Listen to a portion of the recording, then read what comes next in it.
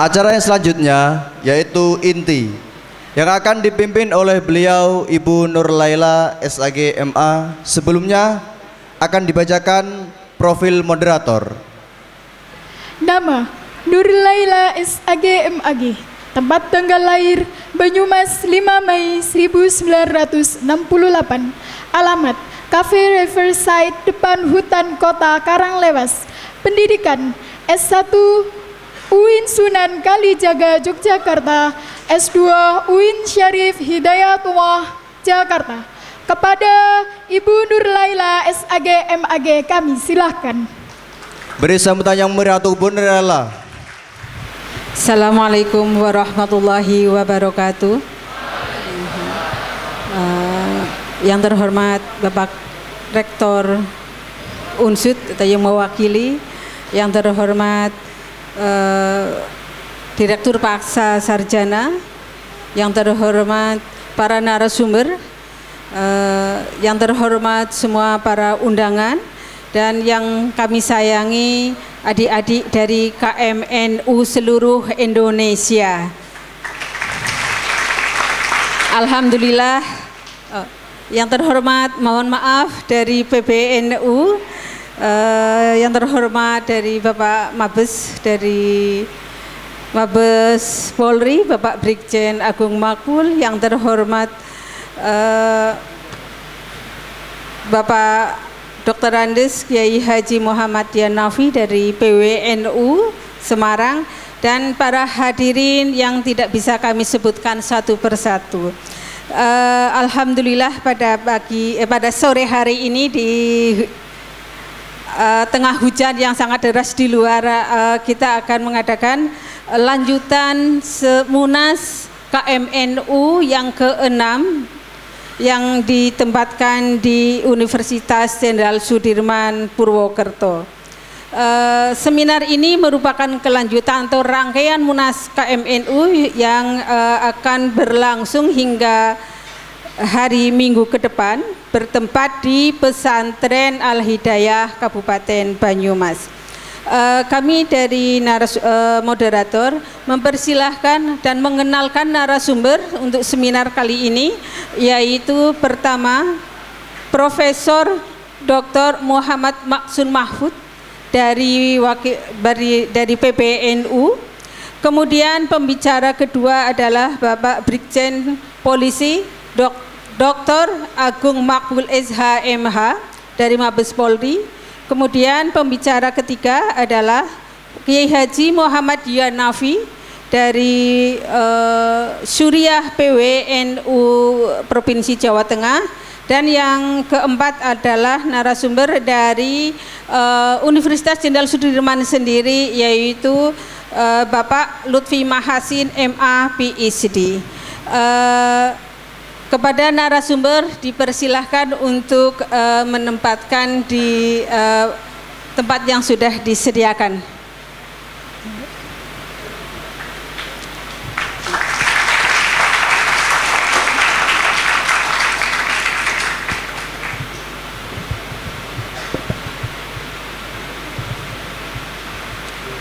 Selanjutnya, narasumber pertama beliau adalah Profesor Muhammad Maksum Mahfud dari PBNU. Beliau menjadi keynote speaker yang akan menyampaikan materi kondisi nyata generasi muda saat ini akibat adanya paparan paham radikalisme, terorisme, dan intoleransi. Kepada beliau kami persilahkan. Nun sewu. Kelihatannya di ruang ini yang paling tua saya. Nun sewu Pak Jenderal, yang paling tua saya. Ya, untuk menunjukkan bahwa meskipun tua masih bisa berdiri, mohon izin pada Ibu, moderator, mohon izin untuk berdiri untuk sekedar menunjukkan bahwa tua-tua umure, tapi masih bisa berdiri. Assalamualaikum warahmatullahi wabarakatuh. Alhamdulillahilladzi qala fi kitabil karim. Bismillahirrahmanirrahim.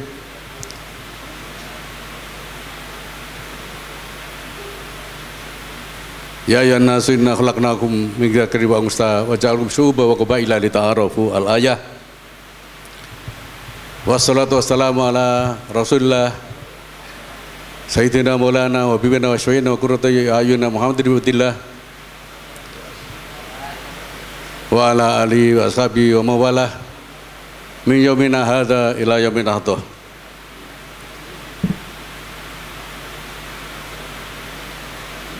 Hadirin wa hadirat rahimakumullah, para kiai, ashab al-fadilah, wabil khusus guru saya Kiai Haji Dian Nafi, Rai Surya PWNU Jawa Tengah, dan para kiai yang saya tidak bisa menyebutnya satu persatu, Bapak Rektor yang sudah melimpahkan jabatannya kepada Rektor yang baru, Bapak Warek, ya, Bapak Dandim, ya, Bapak Dandes atau yang mewakili, ya, para dekan, para pembina, dan seluruh pejabat struktural di Unsud, ya. Tentu pada narasumber, saya sudah nyebut satu tadi, guru saya Kiai Haji Dian Nafi, kemudian Pak Jenderal Agung Makbul, masih muda, sebentar lagi jenderal, ya. Seperti doa yang berlaku untuk Pak Dandim tadi, ya. Jenderal, ya, masih muda, itu melangkah 2 langkah lagi sudah jenderal, ya. Adik-adikku yang tercinta, anggota KMNU dan segenap undangan, juga para pembina KMNU yang sudah hadir di auditorium yang indah ini. Alhamdulillah wa syukurillah, kita bisa bersua dalam acara yang luar biasa. Tentu sekali lagi ucapan terima kasih harus kita sampaikan kepada Sohibul Ma'had, pemilik pesantren Universitas Sudirman ini, ya. Ya. Ini kan, ya, Unsud kan ya pesantren, ya. Ya. Unsud ya pesantren, bidang studinya yang berbeda, ya. Terima kasih sekali pada Pak Rektor, pada Pak Warek dan seluruh jajarannya. Tentu saya mewakili anak-anak saya KMNU, ya, dalam Munas yang ke-6. Munas ke-6 KMNU.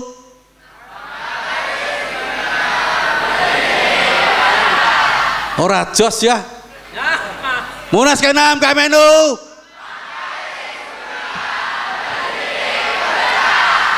Kembali hari ini saya selalu kalau ketemu adik-adik KMNU mengajak mereka bertasahud,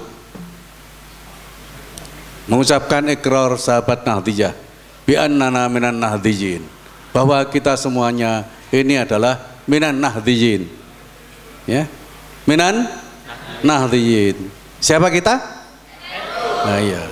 Karena kita sudah bersahabat bahwa kita adalah NU, kita adalah Nahdijin. Siapa kita? Siapa kita? NKRI. Oke, terima kasih. Saya sengaja menyebut ayat tadi sebagai mukadimah pertama, ya, bahwa Allah mengingatkan bahwa kita semua diciptakan. Yang tua-tua nanti menangkap ayat yang pertama, inna khalaqnakum min dzakarin wa unsa. Sampai saya ciptakan sebagai laki dan perempuan. Oh, jurul rabineh sum. Nah, itu Pak Rektor boleh menafsirkan begitu. Diberitahu laki dan perempuan, oh berarti maksum suruh rabi lagi, ya. Kemudian ayat yang kedua, waja'alnakum syu'uban wa qabaila lita'arafu, ya. Waja'alnakum syu'uban wa qabaila, dan kita ini dijadikan memang beragam, bersuku-suku, berbangsa-bangsa, ya, ber-KMNU, ber-PMII, ber-NU, ya. aneka pesantren, semuanya beda. Memang beda. Lita'arofu. Untuk saling memahami, saling kenal, saling memaklumi. Ayat itu turun ketika dalam kepemimpinan Rasulullah SAW, beliau melihat, beliau pun dilecehkan karena beliau lahir dari keluarga yang lurus tapi tidak hebat menurut ukuran jahiliyah kala itu, tidak hebat, dilecehkan. Siapa Muhammad itu? Lurus, bersih, tapi tidak hebat, tidak kaya, ya. Tidak sehebat bandinya Abu Jahal dan lain sebagainya. Ayat itu turun karena apa? Pada saat itu ketika orang saling mengenal itu, oh sampean Islam toh, oh sampean NU toh, oh, sampean waketum NU toh, ah, kafir sampean sum. Ya. Itu sudah ada perbedaan, kebanggaan, kesombongan, kecongkaan masing-masing dalam aneka perbedaan yang karena mereka tahu malah menimbulkan itu mulai dari awal dari perselisihan karena ada perbedaan itu. Diingatkan lita'arofu, ta'arofu aslu ta'arofu. Tadi dikenalkan nama saya, tidak ada insinyurnya, saya protes. Tidak ada MSc-nya, saya protes. Ya. Tulisannya ada, mengenalkannya tidak ada. Kenapa begitu? Kalau saya tidak ada insinyurnya, tidak ada MSc-nya, dikira kiai saya. Ya. Nanti kalau tidak fasih, dimarahin oleh guru saya, Kiai Denafi. Ya. Jadi, tapi meskipun tidak santri, KMNU harus belajar. Itu semangat yang saya canangkan dalam tema besar penguatan lingkungan akademis. Penguatan lingkungan akademis juga termasuk bagaimana lingkungan akademis itu menciptakan stimulasi, sampai sendiri menciptakan stimulasi untuk menekuni ajaran. Apalagi berbicara radikalisme, terorisme, itu adalah ajaran basisnya. Itulah ideologi. Ideologi yang kemudian diterjemahkan dalam amaliyah. Amalnya berbeda, tapi karena punya prinsip radikal, yang lain neraka. Itu dalam fikroh. Ya. Amaliyahnya berbeda, yang berbeda neraka, murtad, kafir, yang berbeda. Pikirannya sudah radikal. Pikiran radikal itu diterjemahkan dalam tindakan yang radikal, boleh saja karena tidak sama itu penghuni neraka itu. Saya kadang-kadang mikir, memangnya Allah menciptakan neraka itu luas sekali, tidak cukup nerakanya kalau orang NU semuanya masuk neraka. Lita'arofu, sejak konflik itu para ahli tafsir sudah menafsiri, para sahabat faham, tapi tidak tertulis. Imam Qurtubi menafsiri lita'arofu, ta'arofu asluhu ta'arofu, khudhibat ihda ta'ini takfifan, satu taknya dibuang, ya, menurut fatwanya Ibnu Malik, ya toh, wa hayyafkuk badagim duna khatar kada kana hutata jalla wastatar, khudhibat ihda ta'ini fasara ta'arofu, saling kenal. Imam Qurtubi menafsiri ta'arofu, bukan litafakhoru, bukan justru untuk saling menyombongkan, biuluwin nasabi, karena menggejala pada saya itu nasab diagung-agungkan, tidak untuk menyombongkan saling pamer nasabnya. Biuluwil ajdadi, dengan hebatnya bapaknya, dengan bapaknya hebatnya kakeknya, dengan hebatnya kekayaannya. Hari ini kita saksikan karena merasa punya surga, ya. Ta'arafu, oh Ma'asum ini ketum PBNU toh, walah penghuni neraka ini. Hobinya tahlil, jalan tol masuk neraka. Sekarang diterjemahkan lita'arafu menjadi litakafaru. Tahu orang lain beda, oh ini kafir ini. Nah, bukan itu maksud lita'arafu itu, saling maklumi. Ya. Ada aneka perspektif, multidimensi dari makna ta'arafu. Ya. Untuk saling tahu. Bahkan yang lebih sadis lagi, karena tahu tetangganya beda, ya hasil lita'arafu tadi menjadi litakotalu, pateni wae, halal darahnya karena beda.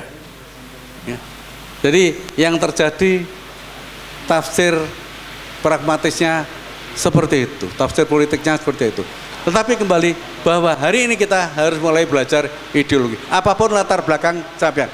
Siapa yang pernah nyantri? Tolong angkat tangan yang belum pernah nyantri. Siapa? Saya temenin, saya belum pernah nyantri. Jangan khawatir.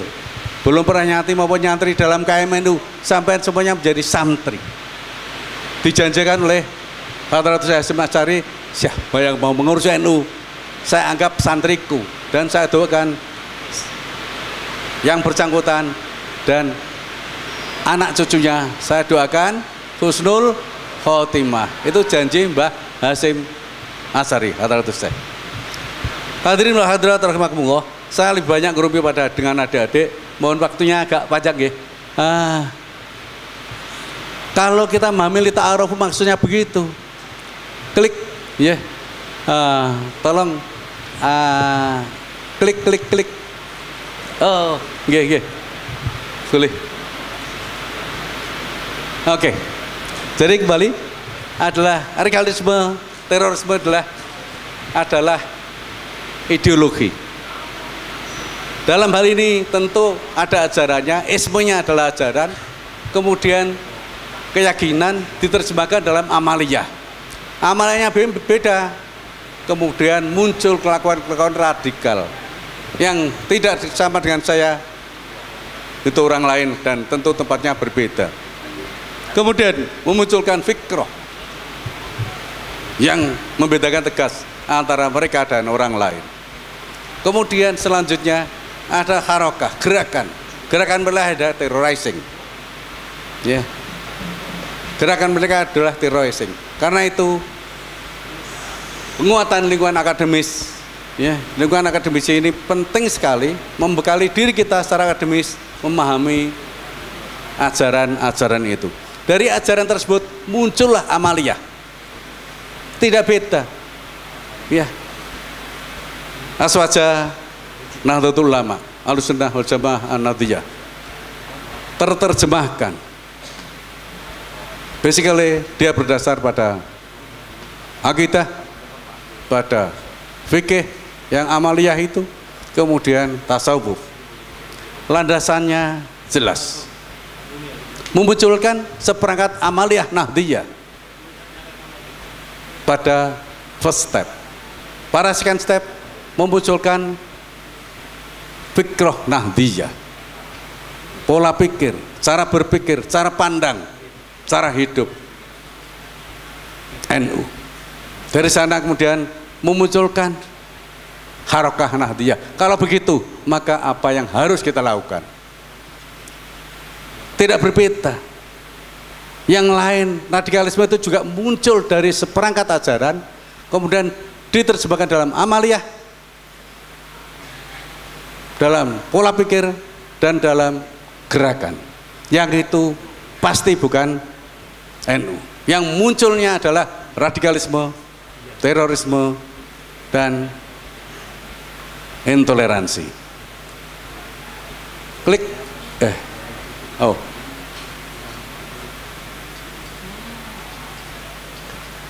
Oke. Saya mendukung sekali dengan penguatan bingkai lingkungan akademis ini. Karena apa? Dalam diri kita sudah masuk dalam otak kita, apal banget, bahkan yarfa'illahu alladziina aamanu minkum walladziina utul ilma darajat. Para ahli bahasa memisahkan teman-teman para guru besar di UGM ketika saya nulis bahwa kita ini bukan ulama, kita ini ilmuwan tapi bukan ulama. Nih, mereka potres, yo ulama kan ahli ilmu, iya, ulama menurut janji Allah itu ada kerangka hatinya. Oke, itu hal lain. Tetapi yarfa'illahu alladziina aamanu minkum walladziina utul ilma daraja. Ahli bahasa mencoba memisahkan mereka yang beriman dan mereka yang yarfa'illahu alladziina aamanu minkum walladziina utul ilma daraja. Mencoba memisah karena ada atafabu wa atibiwa bin sabiqun awlahiqa birukmi aw musahiban muwafiqa, itu memang punya posisi yang sejajar. Yang beriman dan berilmu pengetahuan terpisah secara tekstual, secara lugawiyan. Tetapi para ahli hikmah tidak berani memisahkan ataf itu. Ataf itu dimaknai ma'iyah, beriman sekaligus berilmu pengetahuan. Jadi sampean jangan mengapling, saya jadi ilmuwan saja, sama mulianya dengan mereka yang beriman. No. Secara bahasa boleh begitu, tetapi ahli hikmah tidak misalkan itu. Apa jadinya kalau sampai beriman tanpa ilmu pengetahuan? Sholat khusyuk, tidak tahu habis takbiratul ihram, tahu assalamualaikum warahmatullah. Loh, sudah selesai sholat saya. Yang saya lakukan tadi apa? Ya nggak apa-apa, dermimbil saja. Tidak tahu artinya karena bego di ilmu, tidak punya ilmunya. Apakah yang wajib mencari ilmu itu hanya KMNU? No. Setiap diri kita setiap hari selalu selalu mencari ilmu. Ini penting sekali saya ingatkan. Pantas sekali kelihatannya masjid semakin penuh, tetapi tadi yang begalan tadi sandal baru banyak yang hilang. Korupsinya semakin marak, masjid semakin subur, korupsinya juga. Monggo Pak Lutfi, silakan. Korupsinya semakin marak, jamaahnya semakin banyak, korupsinya semakin banyak. Apakah ini ada relevansinya? Karena ada urusan alladzina utul ilma daraja. Bagaimana kita melandasi keimanan itu dengan keilmuan? Ahli hikmah tidak berani melihat wawu itu dengan makna sejajar antara amanu dan utul ilmu. Ini penting sekali. Penting sekali. Apapun yang kita lakukan pasti mengarah pada bagaimana mengkerangkai diri dalam setiap langkah dengan ilmu.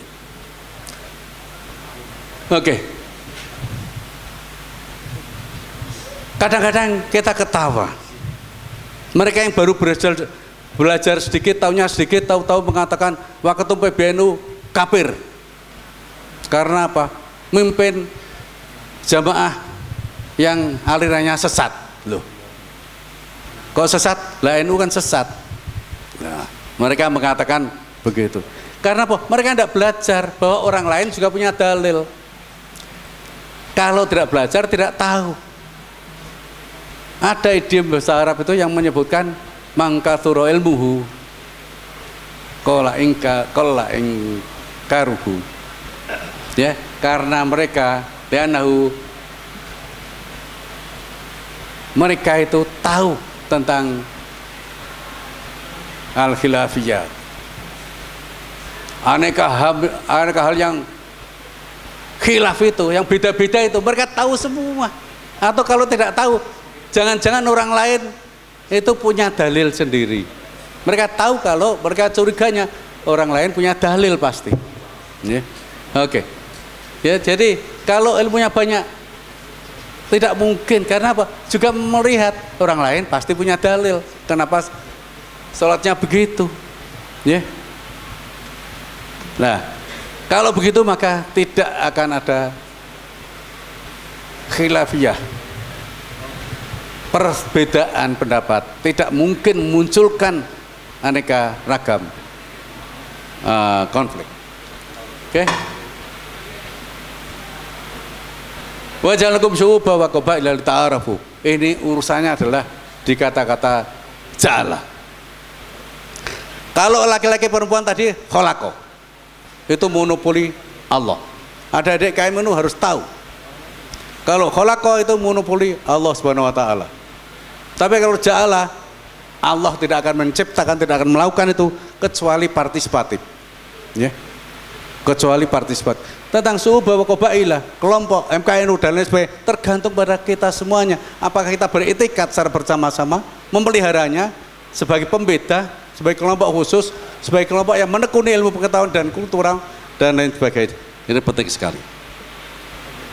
Kalau kita tidak niat, sampean berniat dari ini KMNU bubar, langsung Allah menjawab, ya dibubarke. Ya.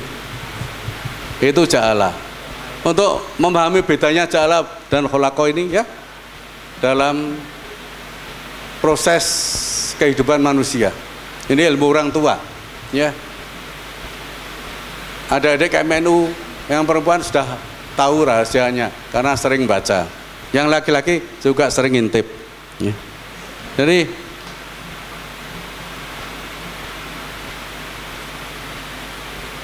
bahwa Allah menciptakan manusia. Khalaqal insana min sulalatin min tin. Sungguh saya ciptakan manusia itu dari saripati tanah. Tsumma ja'alnahu nutfatan fi qararin makin. Kemudian saya ciptakan nutfah. Benih-benih yang sudah melakukan pembuahan fi qararin makin di dalam lemari besi perempuan.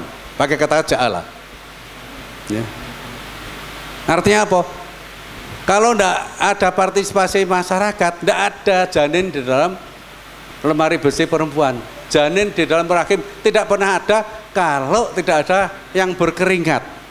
Ya, ya kalau laki perempuan tidak berkeringat, bantal gulingnya tidak basah, ya, spraynya tidak basah begitu. Pasti Allah tidak menciptakan janin. Tidak ada pembuahan antara laki perempuan, tidak ada janin. Pakai ja'ala. Allah tidak bisa menciptakan janin dalam perut perempuan. Tidak sudi. Kecuali sampean berpartisipasi. Diingat, besok kalau jadi pengantin, sampean harus berkeringat untuk memohon Allah menciptakan janin. Ya, dalam rahim. Ini bedanya khalaqa dan ja'ala. Lita'arafu tadi urusannya adalah ja'ala. Ya, jadi partisipasi kita. Oke. Lita'arafu mulai saling kenal itu bukan litafakharu. Perspektifnya atau dimensinya banyak. Yang pertama ayat yang dibacakan oleh qori tadi. Ciri-ciri orang bertakwa adalah alladzina yunfikuna fis-sarra'i wad-dharra. Mereka yang hobinya berbagi. Wal kadhibina, dan mereka yang hobinya menahan diri. Wal kadhibina al-ghaidha wal afina 'anil nas. Orang yang hobinya memaafkan. Hobinya berbagi, sumeh dan pemaaf. Itu ciri-ciri utama takwa. Kenapa saya katakan ciri utama? Karena ciri itu dikatakan di paling awal. Ya. Mohon maaf sudah diperingatkan oleh timekeeper waktunya. Kemudian ada perspektif ekonomi. Ya, termasuk mereka yukadzibu bidin adalah mereka yang la yakhuddu ala ta'amil miskin. Mereka yang tidak memberi makan pada si miskin. La yakhuddu ay la yut'imul masakin idza qadara wa huwa min babil aula. La yakhuddu maknanya adalah tidak memberi makan, itu makna aulanya. Bukan tidak mengajak. Tidak mengajak bil hal. Termasuk juga dibidin. Itu kalau urusan ekonomi. Urusan agama kita wajib mengajak kebenaran menurut keyakinan kita bil hikmati wal mau'izatil hasan. Tetapi kita diingatkan Walakin Allah yahdi man yasha. Hanya Allah yang punya monopoli untuk memberikan petunjuk hidayah pada siapapun yang beliau kehendaki. Bahkan diriwayatkan ya, Nabi Muhammad memperingatkan seorang sahabatnya yang marah-marah luar biasa karena anaknya tidak mau masuk Muslim. Turunlah ayat la ikraha fiddin. Anaknya dipaksa untuk masuk Islam, diingatkan la ikrah, ini anaknya, la ikraha fiddin. Hari ini bukan anaknya, bukan tetangganya, bukan apa-apanya, dikafir-kafirkan, mau dibelah dihalkan darahnya. Ini sudah jauh sekali dari ayat-ayat yang tentu ini semua adalah landasan teologi Nahdiyah yang waktunya terbatas. Sampai bisa ngopi ini semuanya komplit. Apa itu NU? Intisarinya dari apa yang disampaikan ini tentu saja landasan akademik perlu, tetapi kemudian kita jabarkan dalam amaliyah. Kenapa kemudian kita jabarkan dalam fiqh Nahdiyah yang wasati? Yang wasati itu tentu tasamuh, toleransinya sering-sering ya. Kalau kita berbicara hifdzuddin, itu bukan proteksi keagamaan pada tingkat diri kita sendiri, no, tapi proteksi keberagaman pada tingkat yang luas. Kemarin lusa kita menasihati Menteri Keuangan, kalau kita protes terhadap aneka ketidakadilan ekonomi itu Bu Menteri, karena kita punya falsafah hifdzul mal, hafidho, itu maknanya sangat luas, protektif, mulai dari promosi, kurasi, prevensi sampai rehabilitasi. Tidak boleh perekonomian Nahdiyin itu diganggu, dicelakakan, dirugikan ya. Itu adalah makna makna dari al-hifz yang itu sangat aktif, dan itu overall protection terhadap apapun. Untuk urusan keagamaan selesai, untuk urusan kebangsaan selesai, untuk urusan kehidupan bertangga selesai. Yang belum selesai adalah dalam urusan perekonomian, dalam urusan pendidikan yang masih tidak adil, dalam urusan perekonomian yang masih timpang ya. Ini tugas kita untuk hifdzul mal masih jauh ya. Untuk tentu ketika kita menghadapi terorisme, radikalisme di kampus, tentu proteksi kita jangan pernah melupakan hifdzul mal. Itulah sumber segala macam kolektif violence di tanah air ya.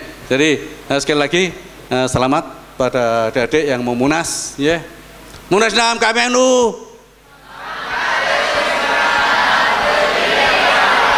munas dalam KMNU.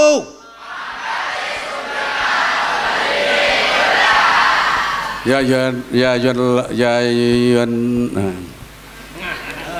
ayyuhalladzina amanu taqullaha wal tanzur nafsum ma qaddamat lighad.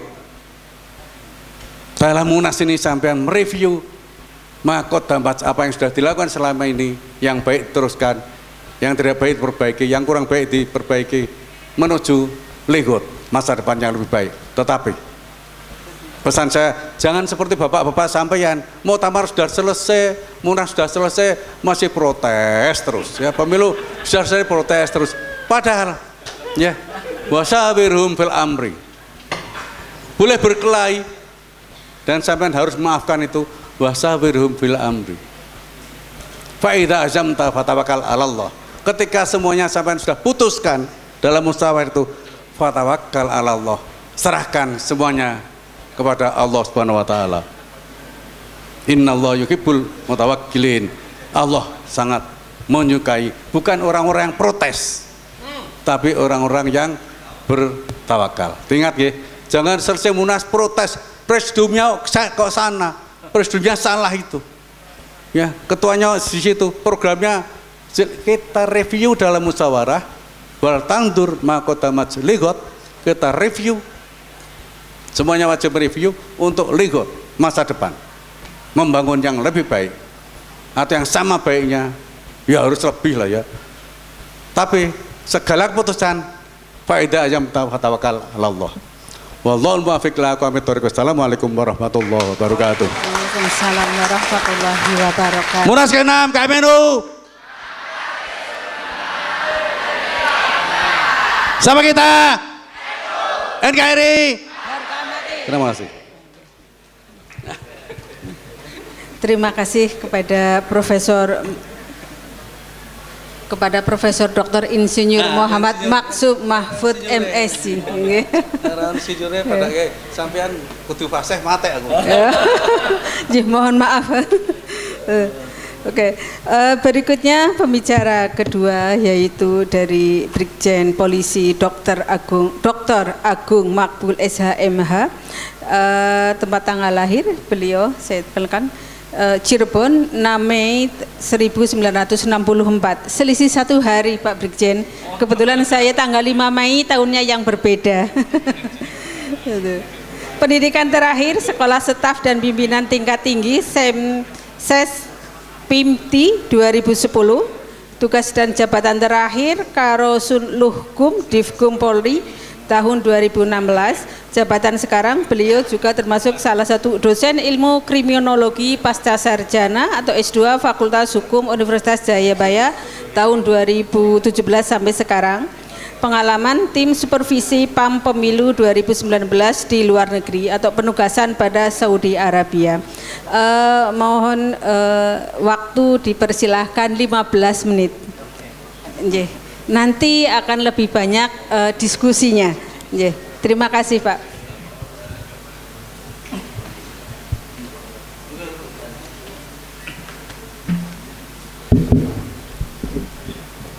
Bismillahirrahmanirrahim. Assalamualaikum warahmatullahi wabarakatuh. Alhamdulillahirabbil alamin. Asyhadu an la ilaha illallah wa asyhadu anna Muhammadan abduhu rasuluh. Yang saya hormati para narasumber, Prof Maksum, Pak Lutfi, Pak Dian, Prof Yulianto, Pak Kuat, Pak Iqbal, Dandim, Pak Chandra, rekan-rekan dari kepolisian, para tokoh masyarakat, tokoh agama, dan adik-adikku yang tercinta, mahasiswa, keluarga mahasiswa Nahdlatul Ulama. Semangat pagi. Nah, semangat pagi. Iya, terima kasih. Baik, pertama-tama selaku umat yang beragama, mari kita selalu memanjatkan puji syukur kehadirat Allah Subhanahu wa taala karena berkat rahmat dan hidayahnya, alhamdulillah pada sore hari ini kita masih diberi kesehatan, kenikmatan serta kekuatan sehingga bisa melaksanakan suatu aktivitas, yaitu seminar tentang masalah pencegahan dan penegakan hukum terhadap radikalisme dan ancaman lain yang berpotensi merusak daripada kebinekaan bangsa. Bapak sekalian yang saya hormati, ya, terima kasih kepada moderator Bu Lela, ya, yang telah mengundang kami dari Mabes Polri. Sehari-harinya kami di Divisi Hukum Mabes Polri, ya. Baik, karena waktunya singkat, langsung saja materi sudah kami berikan kepada panitia, jadi bisa diperbanyak dan bisa di soft copy-nya bisa diperbanyak oleh rekan-rekan semua. Bapak sekalian yang saya hormati, bahwa di dalam radikalisme ini kita lihat ada ancaman desintegrasi, ya. Desintegrasi ini adalah nggak bisa ya.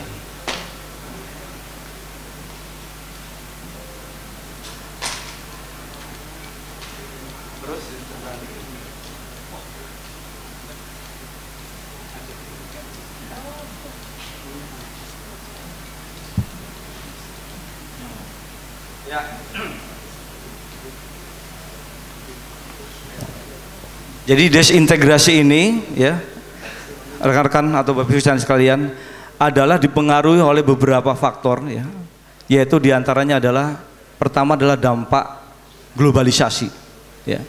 Dampak globalisasi ini sangat-sangat berpengaruh kepada ancaman yang sangat berpotensi kepada suatu negara kita. Kemudian juga di samping adanya suatu globalisasi juga medsos yang sangat berkembang pesat dan masif, ini juga salah satu adalah faktor yang mengancam integrasi kita. Kemudian juga individual ya, individual yang sangat berpotensi kepada rekan-rekan atau adik-adik yang sasarannya adalah di sini adalah generasi muda ya. Kenapa sasarannya generasi muda? Karena di generasi muda adalah tempatnya daripada intelektual ya. Masuknya atau entry pointnya masuk kepada generasi muda yang masih encer otaknya, yang masih dapat dipengaruhi serta masih berpotensi untuk bisa berpeluang ya untuk melakukan hal-hal desintegrasi ini. Nah, kemudian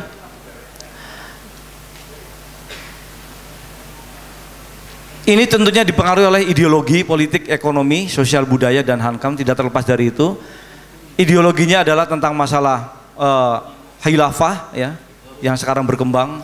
Kemudian juga tentang masalah terorisme ya. Kemudian juga masalah tentang ekstrim kanan dan ekstrim kiri ya. Ini juga sangat berpengaruh besar ya. Itu faktor daripada ideologi ya. Politiknya juga sama ya. Kita baru saja selesai melaksanakan pemilu ya. Alhamdulillah ya, berkat kerjasama antara TNI, Polri, dan masyarakat yang ingin menegakkan NKRI tetap solid ya, ingin menegakkan negara kita tetap berpegang teguh pada pendirian ideologi Pancasila. Alhamdulillah, walaupun ada ancaman, hambatan, gangguan, kita bisa atasi. Itu adalah berkat kerjasama antara TNI, Polri, dan masyarakat yang tentunya ini sangat-sangat harus dijaga dengan baik ya. Kemudian juga faktor yang lain adalah faktor sosial budaya. Kita kenal bahwa sosial budaya di Indonesia sangat banyak sekali. Ada kurang lebih 1000 adat istiadat di Indonesia. Bayangkan, 1000 dari ujung Banda Aceh sampai hingga tanah Papua. Saya di Aceh pernah tugas di sana tahun 87 sampai dengan 93. Nah, saking lamanya di sana akhirnya dapat orang Aceh. Namanya Bungo Jempo. Nah, saking lamanya di sana ya. Alhamdulillah dikaruniai 2 anak, sepasang putra dan putri ya. Sekarang sudah pada bekerja. Nah, di Aceh itu ada singkatannya, asal tahu cara enak hidup. Ya. Jadi asal tahu cara enak hidup. Kalau tahu caranya enak hidup di sana. Nah, ini juga sangat rawan di sana ya. Negara terluar.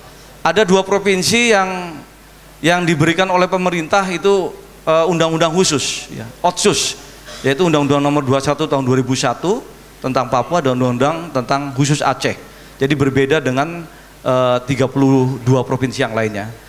Karena apa? Karena mereka minta merdeka. Jadi kita berikan dan alhamdulillah ya, dengan kebijakan pemerintah akhirnya sekarang masih bersatu. Nah, kemudian ya, di samping itu juga ada sekitar 700 bahasa. Ya, saya sudah keliling ya, tugas di Aceh, kemudian di Palembang, Jambi, Lampung, Bengkulu, Ogan Komering Ilir, Kayu Agung, Bangka Belitung, ya, Tangerang, Bandung, Papua, Wamena. Wajib menahan nafsu. Nah, ya, Wamena itu wajib menahan nafsu. Adanya di Papua. Ya, Papua itu ada singkatannya, Papa Pulang Asik. Nah, ya, Papa Pulang. Kenapa Papa Pulang Asik? Karena saking jauhnya. Bayangkan 7 jam perjalanan. Ya, waktu saya di sana tahun 2002 9 jam. Sama saja dari sini ke Madinah. Ya, ke Jeddah.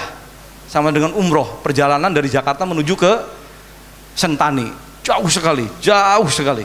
Ya. Habis itu saya Kapolres di sana, Pak Dandim, saya Kapolres di sana di Wamena, itu ketinggiannya 1.800 di atas permukaan air laut. Dingin. Ya, menggigil ya, sehingga pakaiannya juga tidak seperti kayak di Purwokerto, Pak Kabak Sunda ya, sepatunya juga di sininya ada bulunya, jadi khusus karena saking dinginnya ya. selama kurang lebih saya 3 tahun di sana. Ya. Kenapa? Saya ikhlas bekerja di sana, alhamdulillah. Ya, sehingga karena keikhlasan itu anggap ini adalah suatu ujian. Ya. Kan sesungguhnya manusia itu diuji, benar nggak? Ya, jadi di Aceh saya ikhlas kerja di sana dengan tulus dan pelatihan. Di Papua juga sama. Sesuai dengan firman Allah Al-Baqarah ayat 154. Walanabluwanakum bisyai'im minal khauf, ya, wal ju'i wa naqsi minal awwali wal anfusi wath thamarat. Ya, wa basyiri sabirin katanya kan. Alladzina idza asabhatkum musibah qalu innalillahi wa inna ilaihi raji'un. Ya. Bahwa sesungguhnya setiap manusia itu akan diuji berupa kekhawatiran, kemiskinan, kekurangan harta, dan wasamarat, kekurangan buah-buahan. Tapi hendaklah engkau minta kepadaku dengan sabar dan sholat. Nah, jadi udah jelas. Lagi mahasiswa ujiannya beda dengan kita yang sudah bekerja. Tapi percayalah, dengan ujian itu maka kita akan bisa apabila kita tabah menjalani akan berhasil. Kemudian lanjut kepada Hankam, ya. Nah, Hankam di sini orientasinya kepada seperti yang ancaman gangguan dan mitra adalah tentang masalah makar, ya. Banyak yang menggulingkan pemerintahan. Ya, banyak yang ingin tidak senang kepada pemerintahan. Dengan cara apa? Dengan cara hate speech, ya, ujaran kebencian. Dengan cara apa lagi? Dengan cara menjelek-jelekan pemerintah yang sekarang. Wah, begini seperti ini. Ya, bahwa presiden kita seperti ini. Banyak ini dan sebagainya. Dibenci-bencikan sehingga akhirnya ada suatu supaya tidak ada kepercayaan kepada pemerintah sekarang. Itu sangat bahaya, ya. Sangat bahaya sekali. Dan akhirnya akan bisa seperti halnya di negara-negara asing, ya, seperti sekarang Syria, ya. Kemudian negara asing yang tadinya juga diiming-iming, wah kalau saya megang akan lebih baik, akan lebih ini dan sebagainya. Nah, sehingga apa? Sekarang menjadi berantakan. Nah, ini yang saya ingatkan kepada generasi muda, khususnya di keluarga NU, ya, khususnya para mahasiswa ini yang muda-muda ini, jangan sampai kena terpengaruh kepada hate speech, ujaran kebencian maupun kepada hal-hal yang sifatnya akan menjerumuskan adik-adik semua. Kemudian Bapak Ibu sekalian, rekan-rekan yang saya hormati, nah ini adalah, ya, radikal, ya. Radikal sesuai dengan tema kita, ya, tentang masalah ancaman radikal. Kalau kita lihat, radikal itu adalah berasal dari kata radikal, yaitu bahwa ada suatu peralihan atau perubahan, ya, dan politik dengan cara kekerasan atau drastis. Jadi ada ingin suatu perubahan, tapi perubahan itu tidak sesuai dengan mekanisme yang ada, ya. Perubahan itu pengennya cepat, ya. Perubahan itu pengennya cepat, kemudian dengan tidak merhatikan rambu-rambu yang ada. Nah, ini adalah sangat berbahaya, Bapak Ibu sekalian. Ini yang dinamakan dengan radikal. Nah, sehingga akhirnya ini akan berdampak kepada dengan masuknya radikal-radikal ini kepada ponsen-ponsen, kepada pondok pesantren, kemudian kepada kampus-kampus, ya, kemudian kepada mereka-mereka yang mohon maaf sumber daya manusianya agak berkurang, sehingga dengan masukan-masukan ini dia akan cepat kemudian bergabung untuk melakukan hal-hal yang tentunya seperti yang tadi saya sebutkan, yaitu akan melawan pemerintah, akan memberikan suatu kekuatan tersendiri dalam rangka untuk melakukan perbuatan yang sesungguhnya akan bisa mengakibatkan kerugian bagi dirinya sendiri. Lanjut.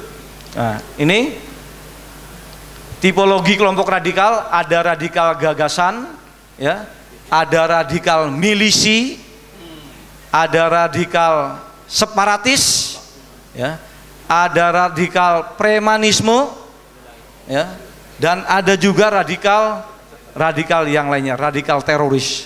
Jadi radikal itu banyak. Ada dia nggak sampai ke lapangan, dia hanya memberikan inspiring spirit, hanya memberikan semangat aja, ya. Dia nggak keturun lapangan, hanya itu juga termasuk radikal. Tapi ada juga radikal yang langsung turun, yaitu korlap, ya, koordinator lapangan. Nah ini saya bagi-bagi nih ya. Yaitu kalau yang tidak turun hanya gagasan saja. Ada yang separatis, dia langsung merusak fisik, ya, merusak hal-hal yang psikis maupun fisik. Begitu juga radikal teroris, ya. Bahkan sekarang terorisnya sudah berani masuk ke wilayah komando kepolisian, ke Polda Riau, Polresta Cirebon, ya, ke rektor juga, semua sudah masuk semua. Wah itu udah luar biasa. Di kota Cirebon, ya, di Polresta Cirebon itu terorisnya masuk ke masjid, ya. Sholat Jumat sama-sama, ya. Di belakangnya Kapolres, ya. Jadi Kapolres, Pak Kapolres, Kasat, terorisnya di belakang, diledakan di masjid di dalam Polres Cirebon. Jeder, banyak yang korban dan termasuknya juga Kapolresnya dan para pejabat yang lain. Nah ini juga merupakan sungguh sangat berani sekali, karena tadi diiming-iming bahwa kalau misalnya meledakan atau yang dinamakan dengan penganten, ya, nanti di surga akan dikelilingi oleh 7 bidadari. Oh ya, jadi diiming-iming seperti itu, ya, atau dicuci otak. Nah kan kasihan ini. Nah sasarannya siapa? Itu antara usia, coba lihat yang jadi penganten, rata-rata usianya di bawah 25 tahun, bener nggak? Kalau dilihat coba diteliti, nggak ada yang di atas 30 tahun, jarang, semuanya rata-rata anak-anak muda. Karena disinyalir anak muda masih pemikirannya masih belum mapan, ya. Sehingga itu yang menjadi sasaran. Makanya saya bilang tadi dari awal adalah sasarannya adalah kaum intelektual atau kaum muda yang masih labil. Nah, rekan-rekan semua, adik-adikku yang tercinta, hati-hati, ya, terhadap hal-hal yang paham ini, termasuk kategori teroris dan sebagainya. Ini masih bercokol, masih banyak yang ingin menjadi pengantinnya, masih banyak ratusan rekan-rekan semua. Ingin menjadi pengantin, ingin jadi mati banyak. Heran saya itu, ya. Pengen mati itu banyak yang jadi pengantin. Gak tahu dia pakai paham apa itu, apa namanya, cuci otaknya itu. Dan itu masih berlangsung sekarang. Kemudian ciri-ciri kelompok radikal, ya, berbasis agama. Nah ingat, dia masuknya ke agama, ke pondok-pondok pesantren, ya. Di sini nanti ada Pak Kiai Dian yang akan menjelaskan, karena beliau juga adalah pimpinan pondok pesantren. Nah ini banyak yang masuk ke situ. Dengan dia awalnya dia menjadi santri, ya, jadi tidak langsung begitu melakukan radikal adik-adik semua. Awalnya jadi santri dulu sampai 3 tahun, jadi kan tidak curiga gitu loh, ya, karena dia sudah menjadi santri di situ 3 tahun, 4 tahun. Tapi setelah itunya dia dikendalikan oleh pimpinan dia yang nantinya akan bergerak sesuai dengan apa yang dia diinginkan.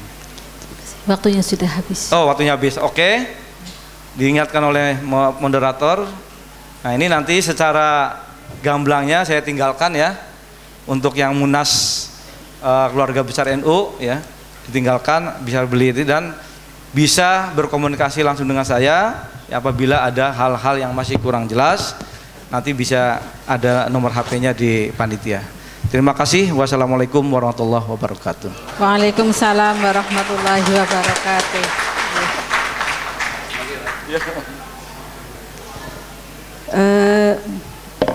Selanjutnya pembicara ketiga, beliau adalah Kiai Haji Muhammad Dianafi. Tempat tanggal lahir beliau 4 April tahun 1964. Pengalaman organisasi Krisis Center Fakultas Psikologi UI. Kemudian jabatan sekarang beliau adalah pengasuh Pondok Pesantren Al Muayyad Windan Sukoharjo, dan jabatan beliau adalah Wakil Suriah PWNU Semarang. Waktu dan tempat dipersilahkan 15 menit dari sekarang. Assalamualaikum warahmatullahi wabarakatuh. Al-Mukarramun, para kiai, suriah, dan fidyah, pengasuh pondok pesantren. Nah, yang saya hormati Brigadir Jenderal Polisi Profesor Dr. Andes Agung Makbul, Sarjana Hukum, Magister Hukum. Amin. Lengkap sekali ini.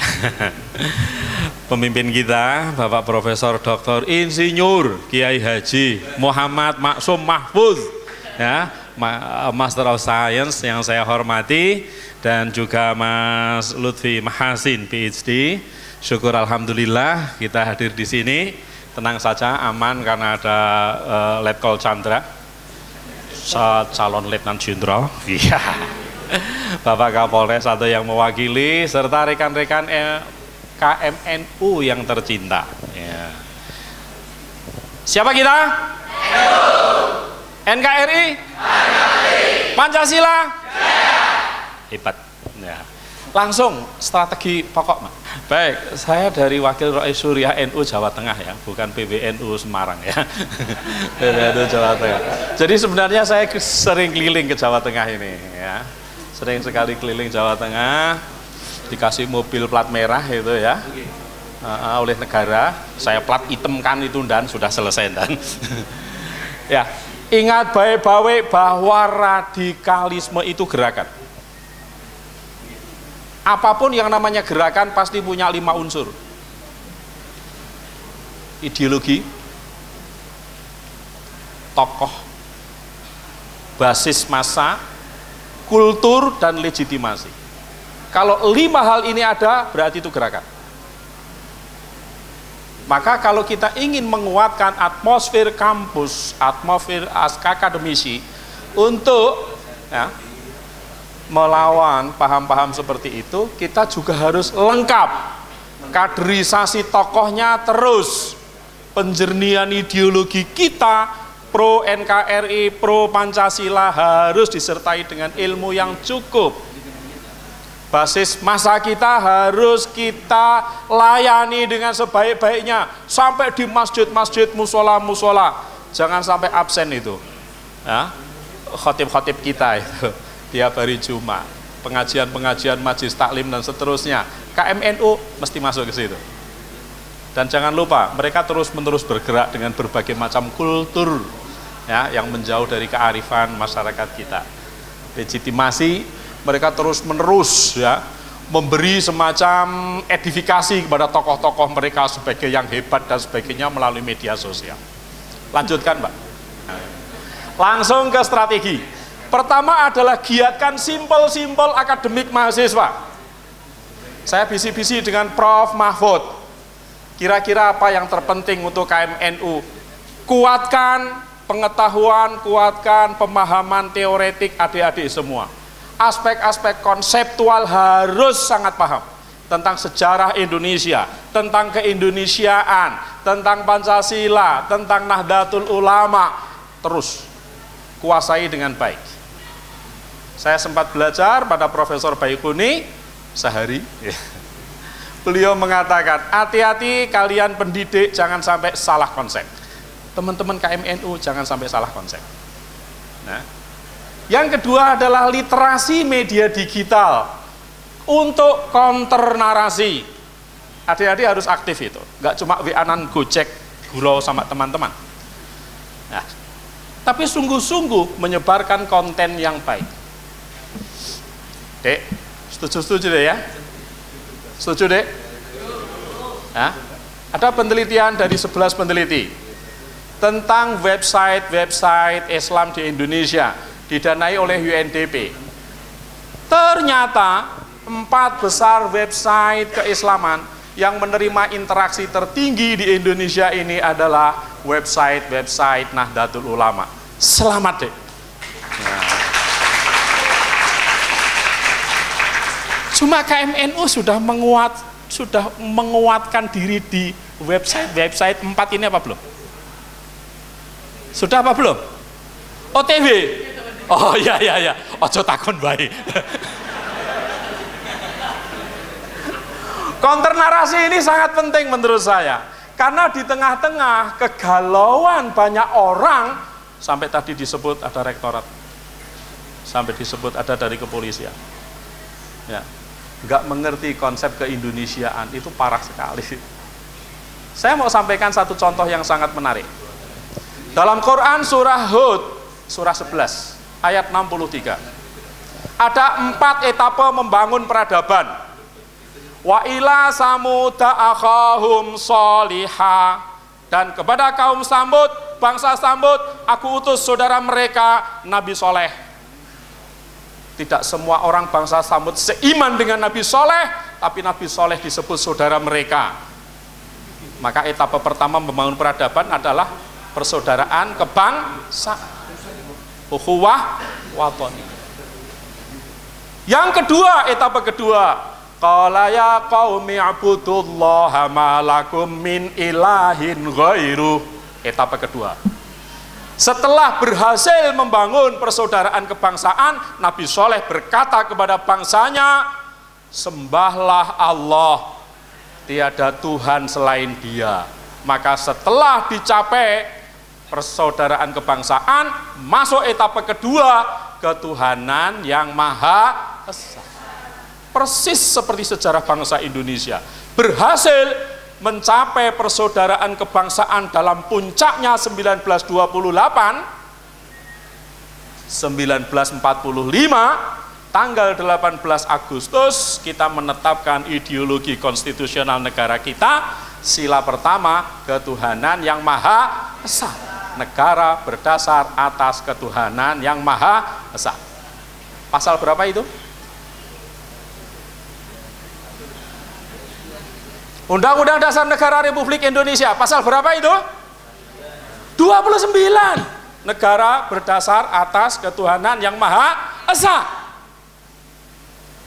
Nabi Soleh kemudian menyadarkan kepada rakyatnya, huwa ansha'akum minal ardi wasta'marakum fiha. Etapa ketiga membangun peradaban. Wahai bangsaku, bangsa Samud, Dialah Tuhan yang Maha Esa, menumbuhkan kalian dari bumi dan menugaskan kalian menjadi pemakmurnya. Maka etapa ketiga adalah gerakan kemakmuran kehidupan.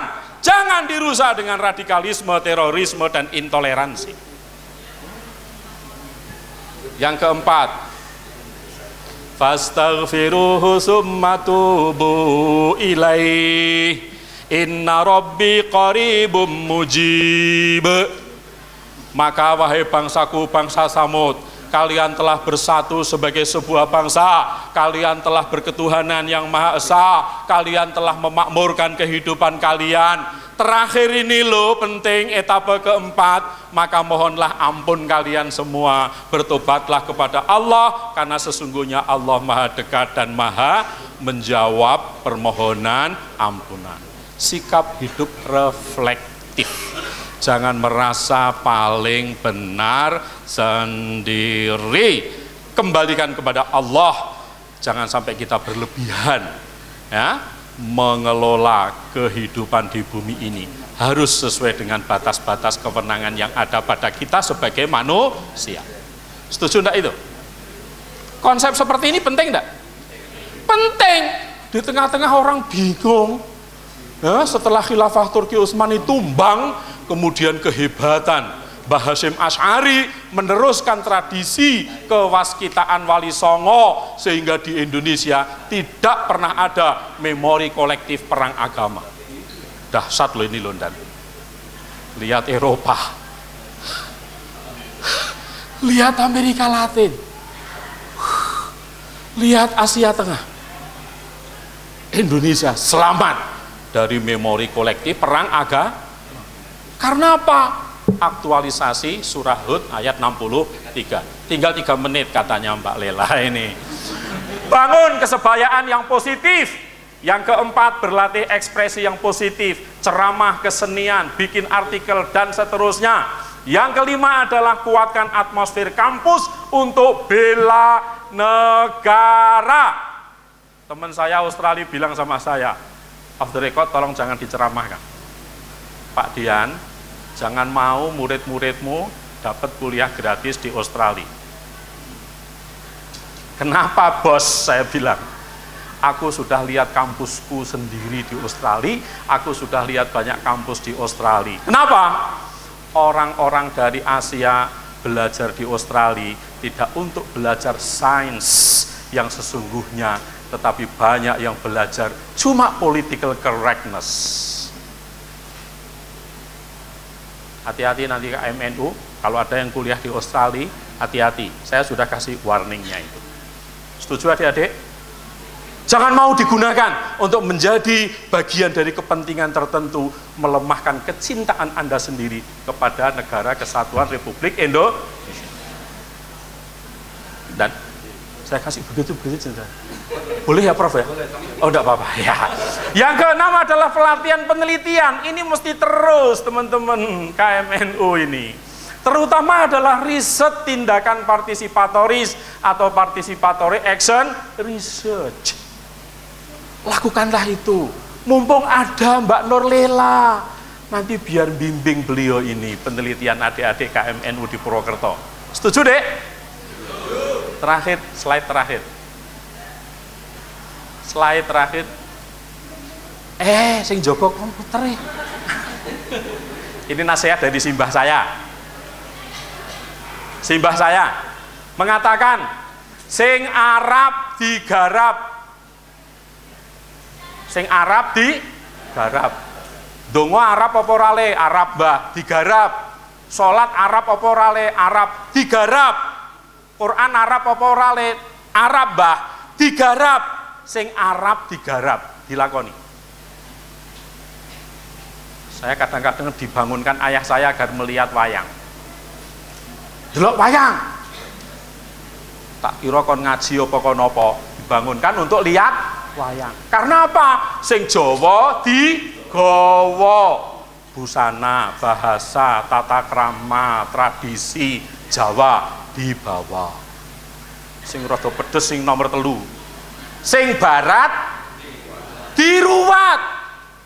Padahal simbahku tamatan sekolah Londo zaman dulu. Diruwat, karena nggak semua yang datang dari barat yang tampak canggih itu membawa kita selamat. Maka harus dipetani, diseleksi, ditintingi, jika perlu diruwat. Ini ada yang PhD dari mana?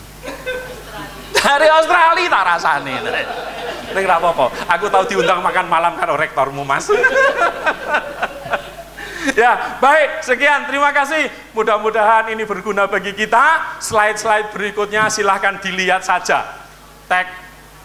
Ya, Islam itu rahmatan lil alamin. Sampai unta saja dibikinkan jalan tol ya. Iya. Sekian, assalamualaikum warahmatullahi wabarakatuh.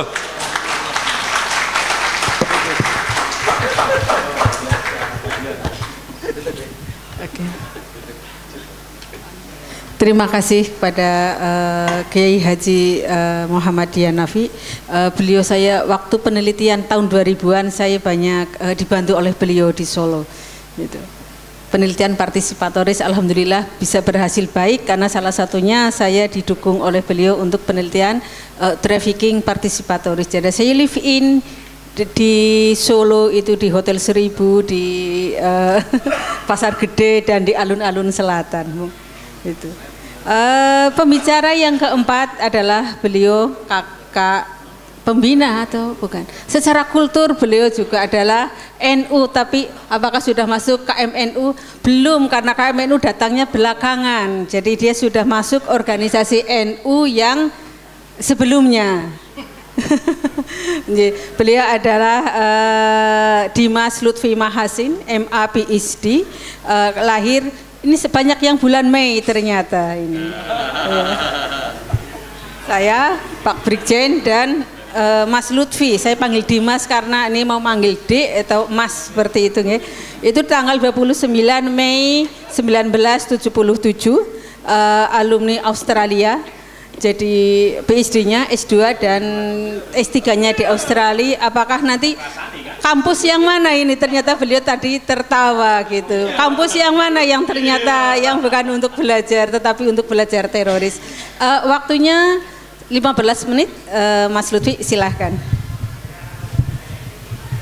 Bismillahirrahmanirrahim. Assalamualaikum warahmatullahi wabarakatuh.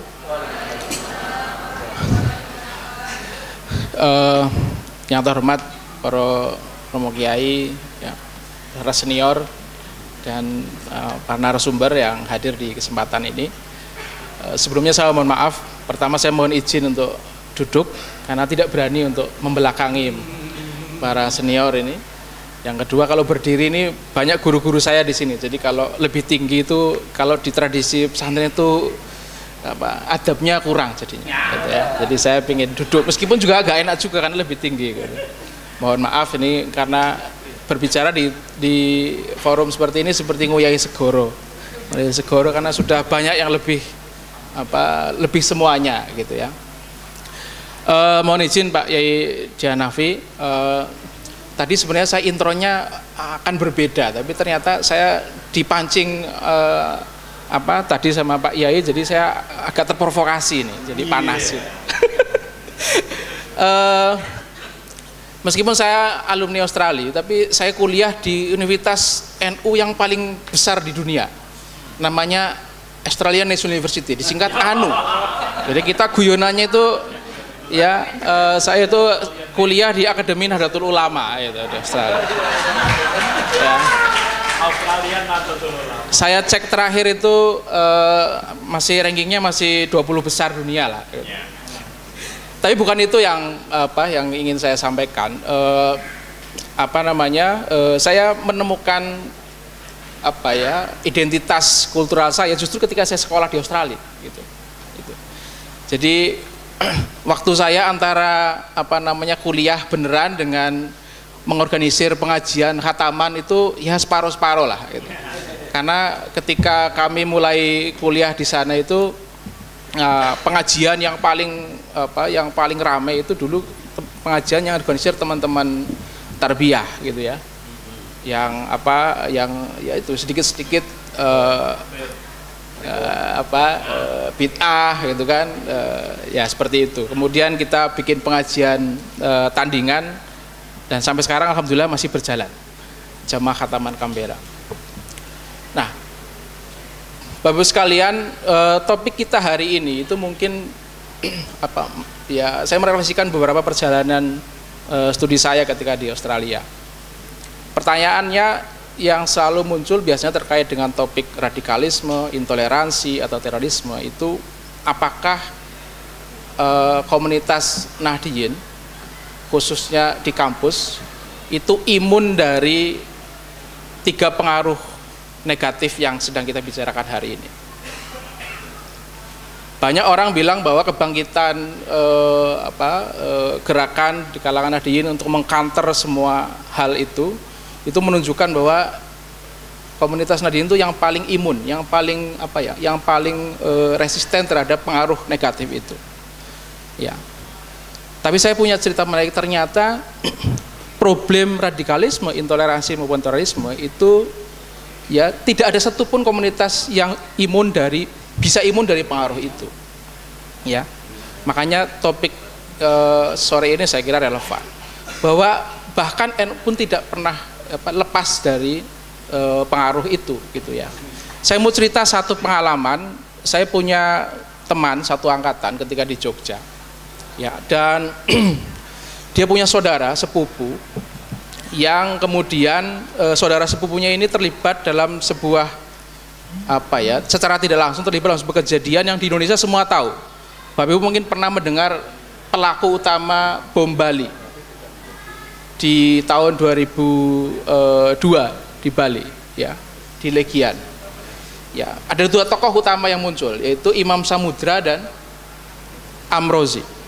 Bapak Ibu tahu bahwa istri Imam Samudra itu adalah penerima jalur penerimaan masuk PMDK, jalur khusus di Fakultas Kedokteran di Undip. Ya. Dan ketika SMA dia adalah aktivis Paskibra, pernah mewakili Jawa Tengah dalam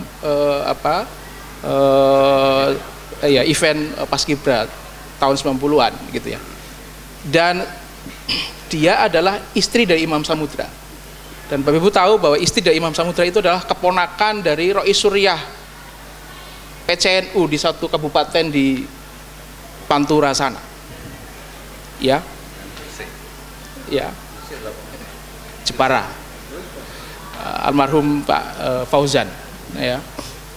Jadi apa yang ingin saya ceritakan dari itu adalah bahwa tadi tidak ada satupun yang imun dari pengaruh itu, dan itu kita rasakan sekarang, ya. Tapi saya ingin membagi diskusi ini 3 konsep antara radikalisme, intoleransi, dan terorisme itu meskipun saling terkait, tapi secara konseptual di kalangan yang menelitinya itu sebenarnya 3 konsep yang harus dibedakan, ya. Karena ada orang yang menjadi radikal tidak harus menjadi teroris, ya. Meskipun menjadi teroris itu pasti intoleran, pasti radikal, tapi tidak semua orang yang radikal, yang intoleran itu kemudian menjadi teroris, gitu ya. Nah, dalam kasus yang tadi saya sampaikan itu yang paling puncak, gitu.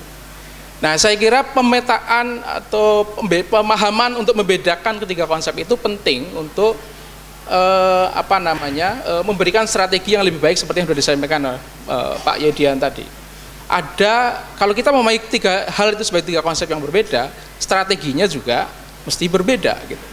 Seringkali di kalangan Nahdien itu seringkali ngebiah uyah ketiga hal itu disamakan, gitu ya.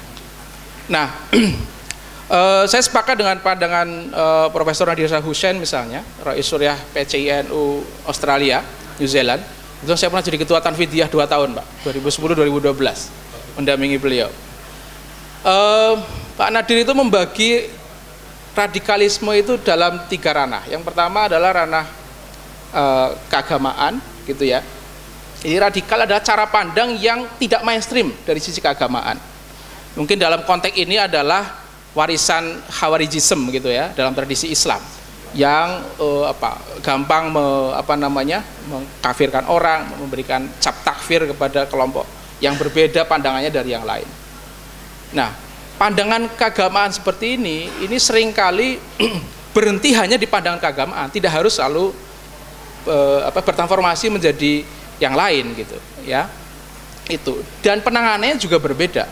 Kalau pandangannya, kalau radikalnya adalah radikal dari sisi keagamaan, maka yang mesti bergerak memang harus kalangan yang paham, ya tradisi keilmuan Islam, gitu ya. Saya kira hari ini permainannya saya kira sudah imbang lah ya. Tadi counter narasinya itu saya kira sudah mulai dijaga, mulai diimbangi ya di banyak situs yang dikelola oleh teman-teman NU. Itu selalu ada counter narasi terhadap pandangan-pandangan keagamaan yang radikal itu. Karena apa? Karena tradisi keagamaan dan tradisi keilmuan Islam itu berkembang sekian 1000 tahun lebih, yang itu sudah macam-macam sekali.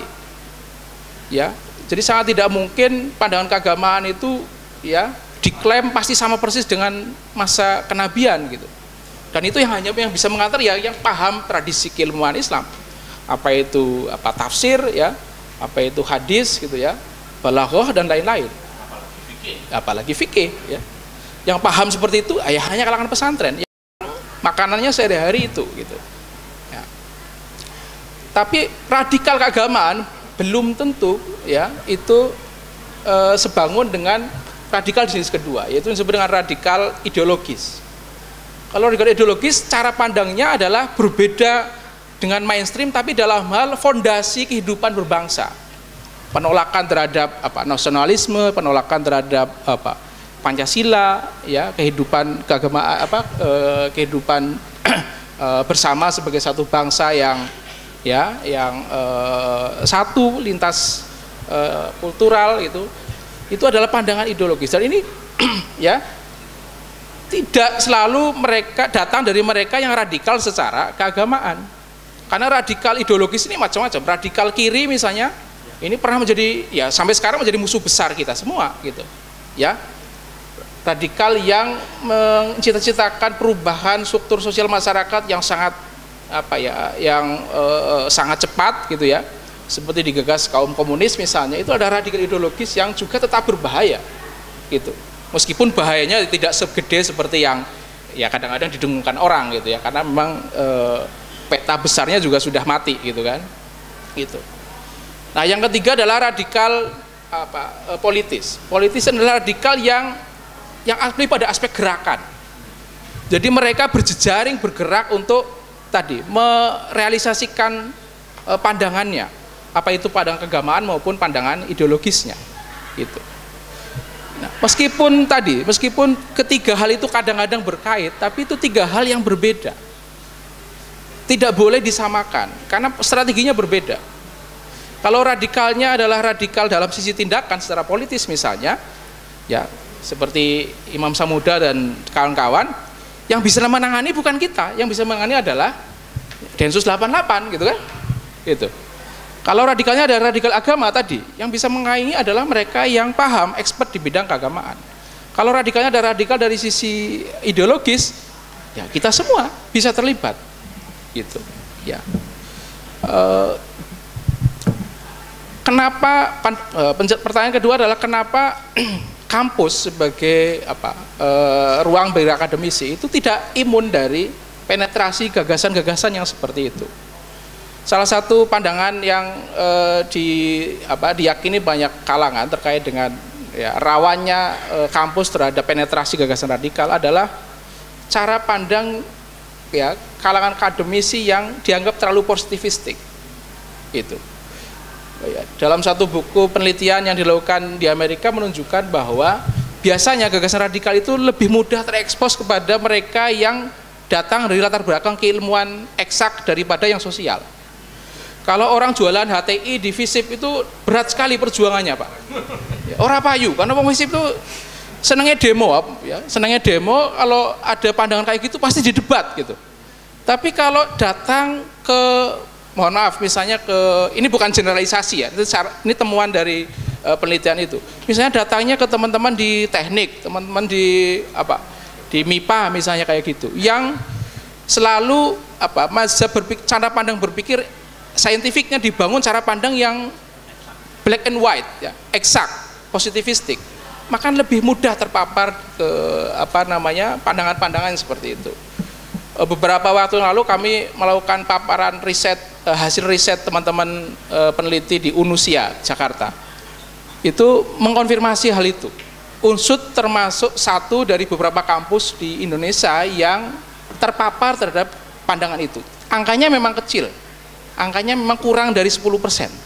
Tapi angka 10% pun untuk konteks Banyumas saya kira sudah sangat mengkhawatirkan gitu ya. Dan salah satu temuan yang menarik adalah Pulau diprotes Pak Arto karena saya rektor. Iya. Karena ini penelitiannya dananya Australia, gara-gara ke Australia itu mungkin, Pak. US. Oh, US nggih, USAID nggih. Oh, nggih. Oke. Jadi temuan itu menarik karena memberikan warning awal ya, bahwa meskipun kecil tapi mereka adalah kelompok yang sangat sangat kuat berjejaring dan punya gagasan yang jelas ditawarkan, dan audiennya juga ada. Ya, anak-anak muda yang di kampus hari ini adalah anak muda yang sedang mencari jati diri. Ya, jati diri yang kadang-kadang ya ingin berbeda dari generasinya yang lebih tua gitu. Dan ini sangat rentan gitu. Ya, sangat rentan untuk terpapar seperti itu. Apakah mungkin untuk di counter?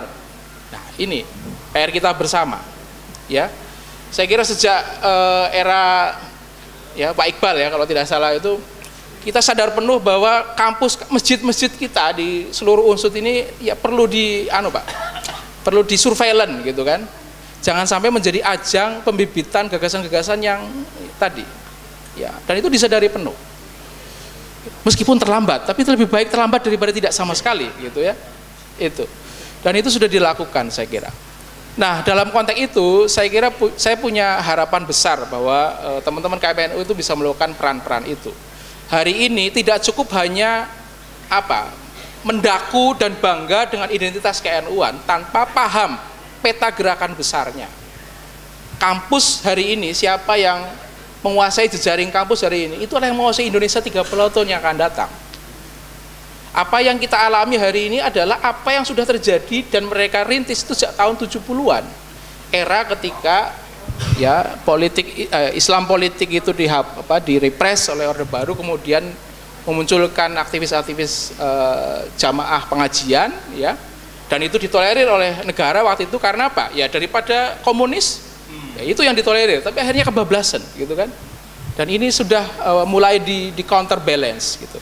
Dan saya cukup yakin, mungkin sedikit lagi, Bu Ella, saya cukup yakin itu adalah gelombang balik yang tidak akan bisa dihapus begitu saja. Karena yang sedang bergerak sekarang tidak hanya ya kalangan Nahdien, kalangan Muhammadiyah saya kira juga sangat sadar terhadap itu, karena salah satu yang paling kehilangan umatnya itu. Justru itu ya. Jadi kalau kan guyonan lamanya kan kalau ke Masjid NU hilangnya sandal itu.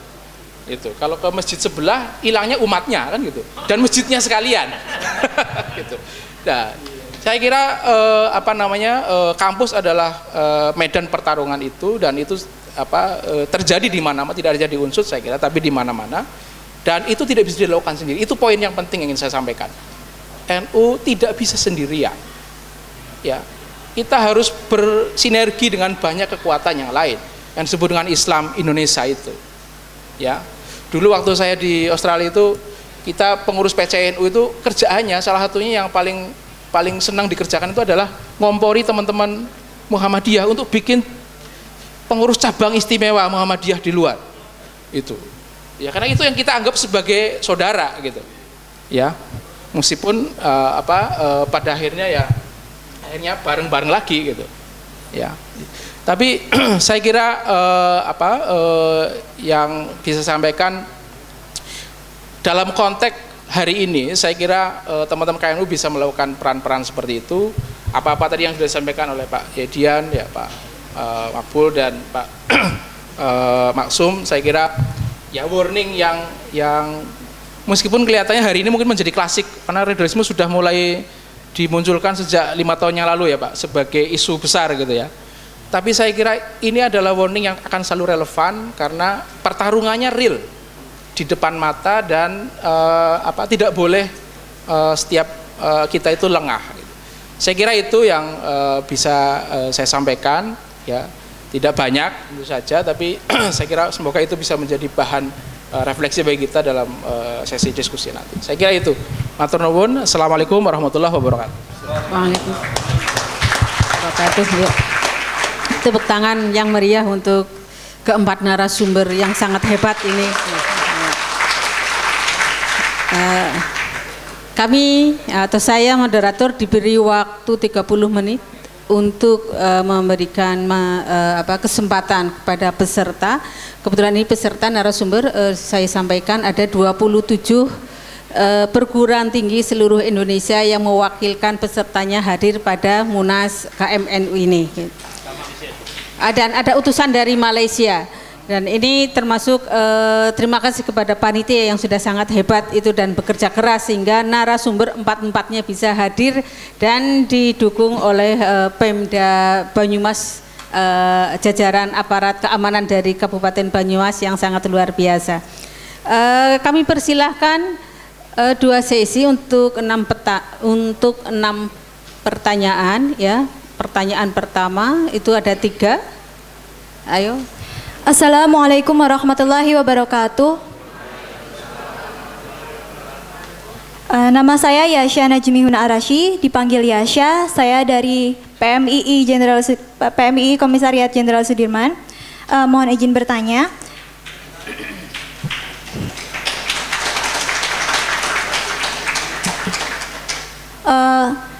Dari tadi kita sudah membahas tentang toleransi.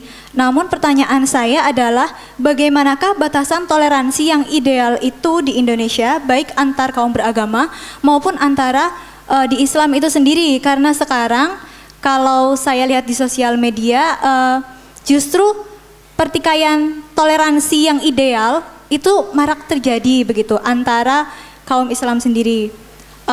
Ya, saya mohon sarannya bagaimana sih toleransi yang ideal itu sebenarnya? Apakah seharusnya diam ataukah mengingatkan? Karena terkadang yang mengingatkan itu justru berakhir dengan perdebatan begitu. Terima kasih, sekian. Wassalamualaikum warahmatullahi wabarakatuh. Bismillahirrahmanirrahim. Assalamualaikum warahmatullahi wabarakatuh.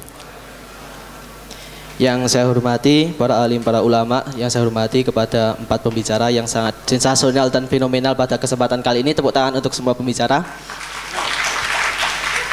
Pada kesempatan kali ini perkenalkan saya, nama saya Fairoza dari KMNU Komisariat Gajah Mada atau Universitas Gajah Mada.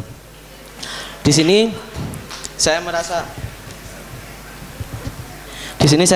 merasa sangat terhormat sekali dengan adanya diskusi kali ini, saya dapat membuka mindset dan pola pikir saya bahwa persoalan tentang radikalisme sebagai gerakan ini tidak hanya tertutup dan terfokus pada isu pemahaman dan ideologis, tapi ternyata seperti yang telah disampaikan oleh Brigjen tadi bahwa persoalan ini berada di segala lini, menjadi ancaman dalam setiap lini dan setiap pihak. Tidak hanya dalam isu pemahaman dan ideologis, tapi dalam ekonomi, sosial, dan budaya. Seperti kita dapat melihat ketimpangan ekonomi, kemudian adanya eksklusivitas budaya, itu dapat menjadikan ancaman radikalisme.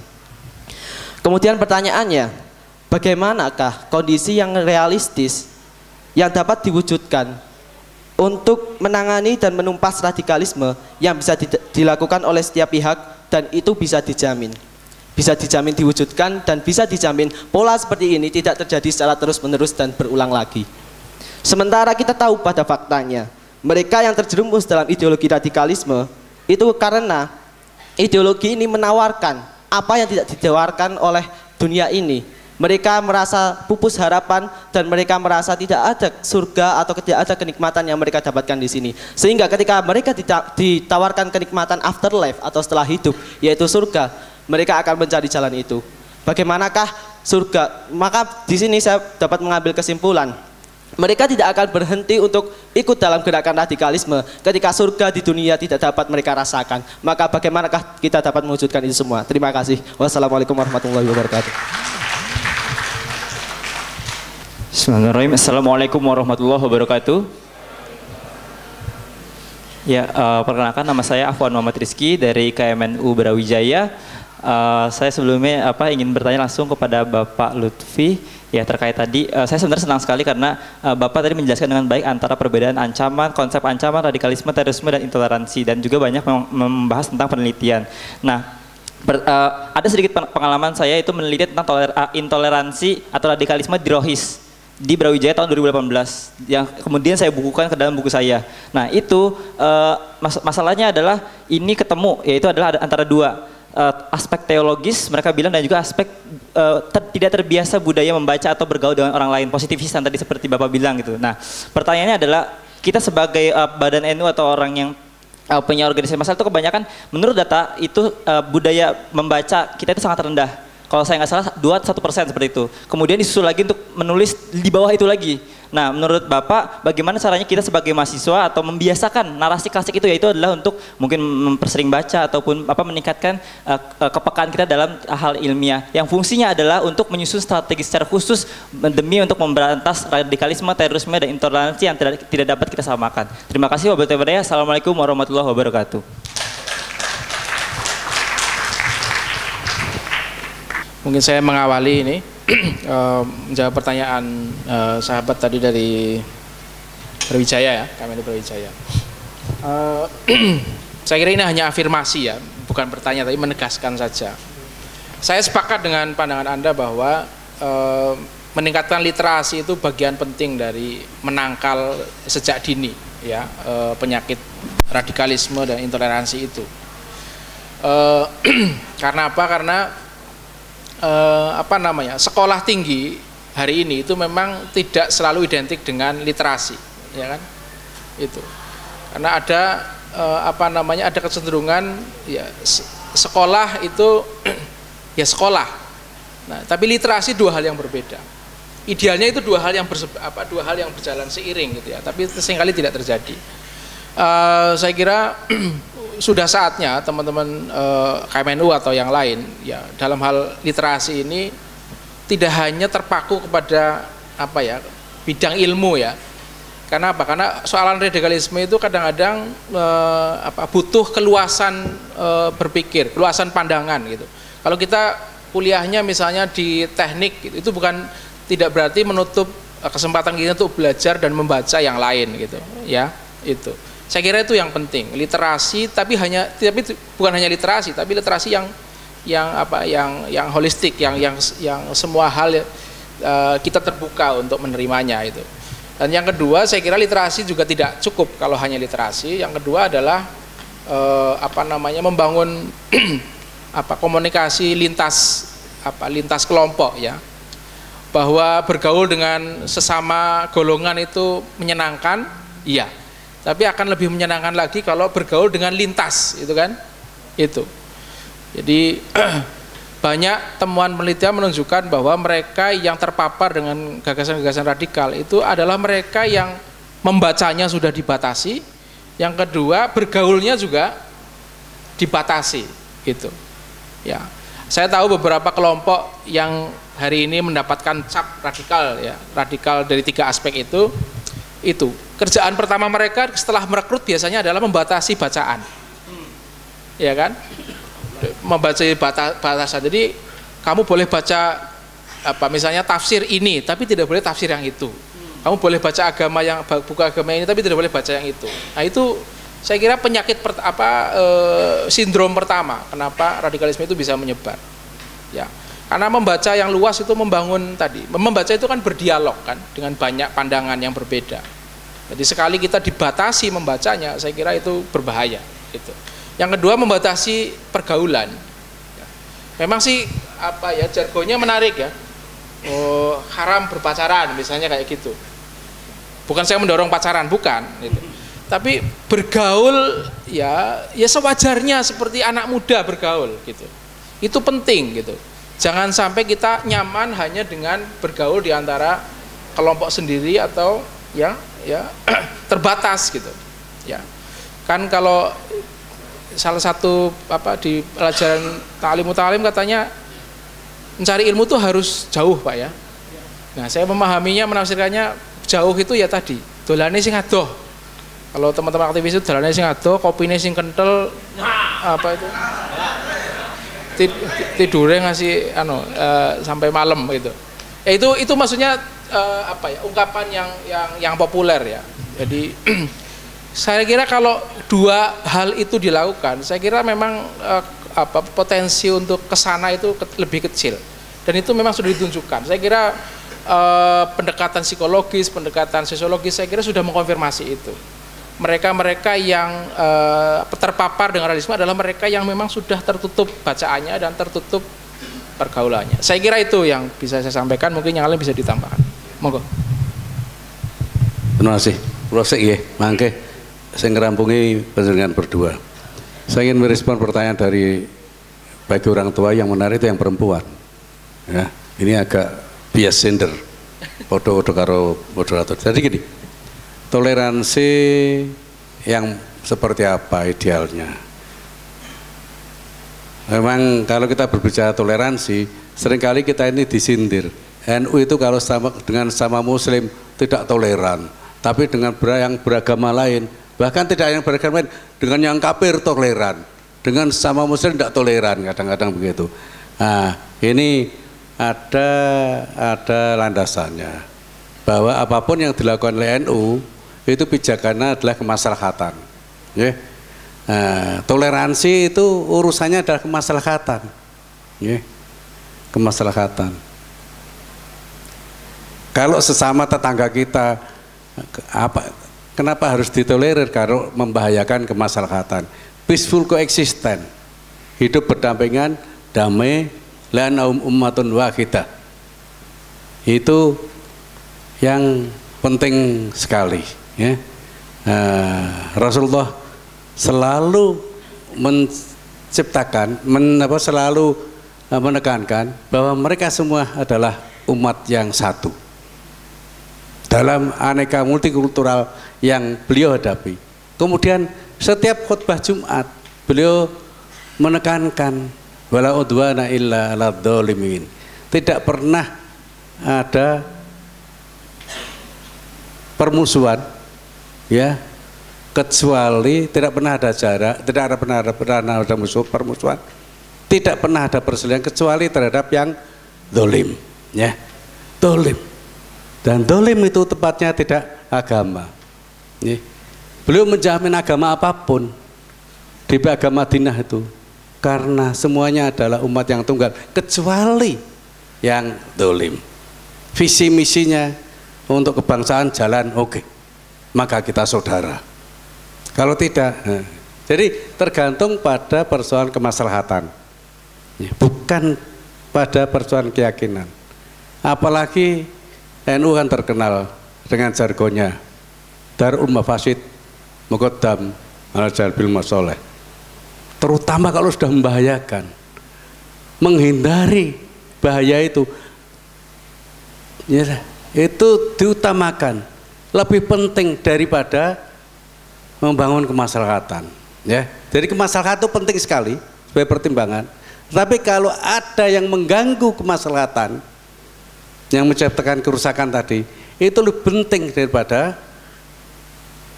kemaslahatannya. Jadi batasnya di situ, bukan keyakinan. Nabi pun batasnya adalah kedaliman, ketaatan terhadap common mission, common vision yang dibangun pada saat Nabi membangun Madinah. Jadi itu yang semua orang punya hak sama sebagai warga negara, ya, li'annahum ummatun wahidah. Tetapi kecuali yang dolim tadi, sehingga setiap Jumat diperingatkan wala udwana illa alad dolimin, hanya pada yang dolim kita perangi. Nah, kalau agamanya sama tapi dolim, kemudian membahayakan, menyebarkan mafsadah, yang goyang-goyang masalah, itu yang menjadi prioritas utama dari, ya, prioritas utama dari musuh toleransi, ya.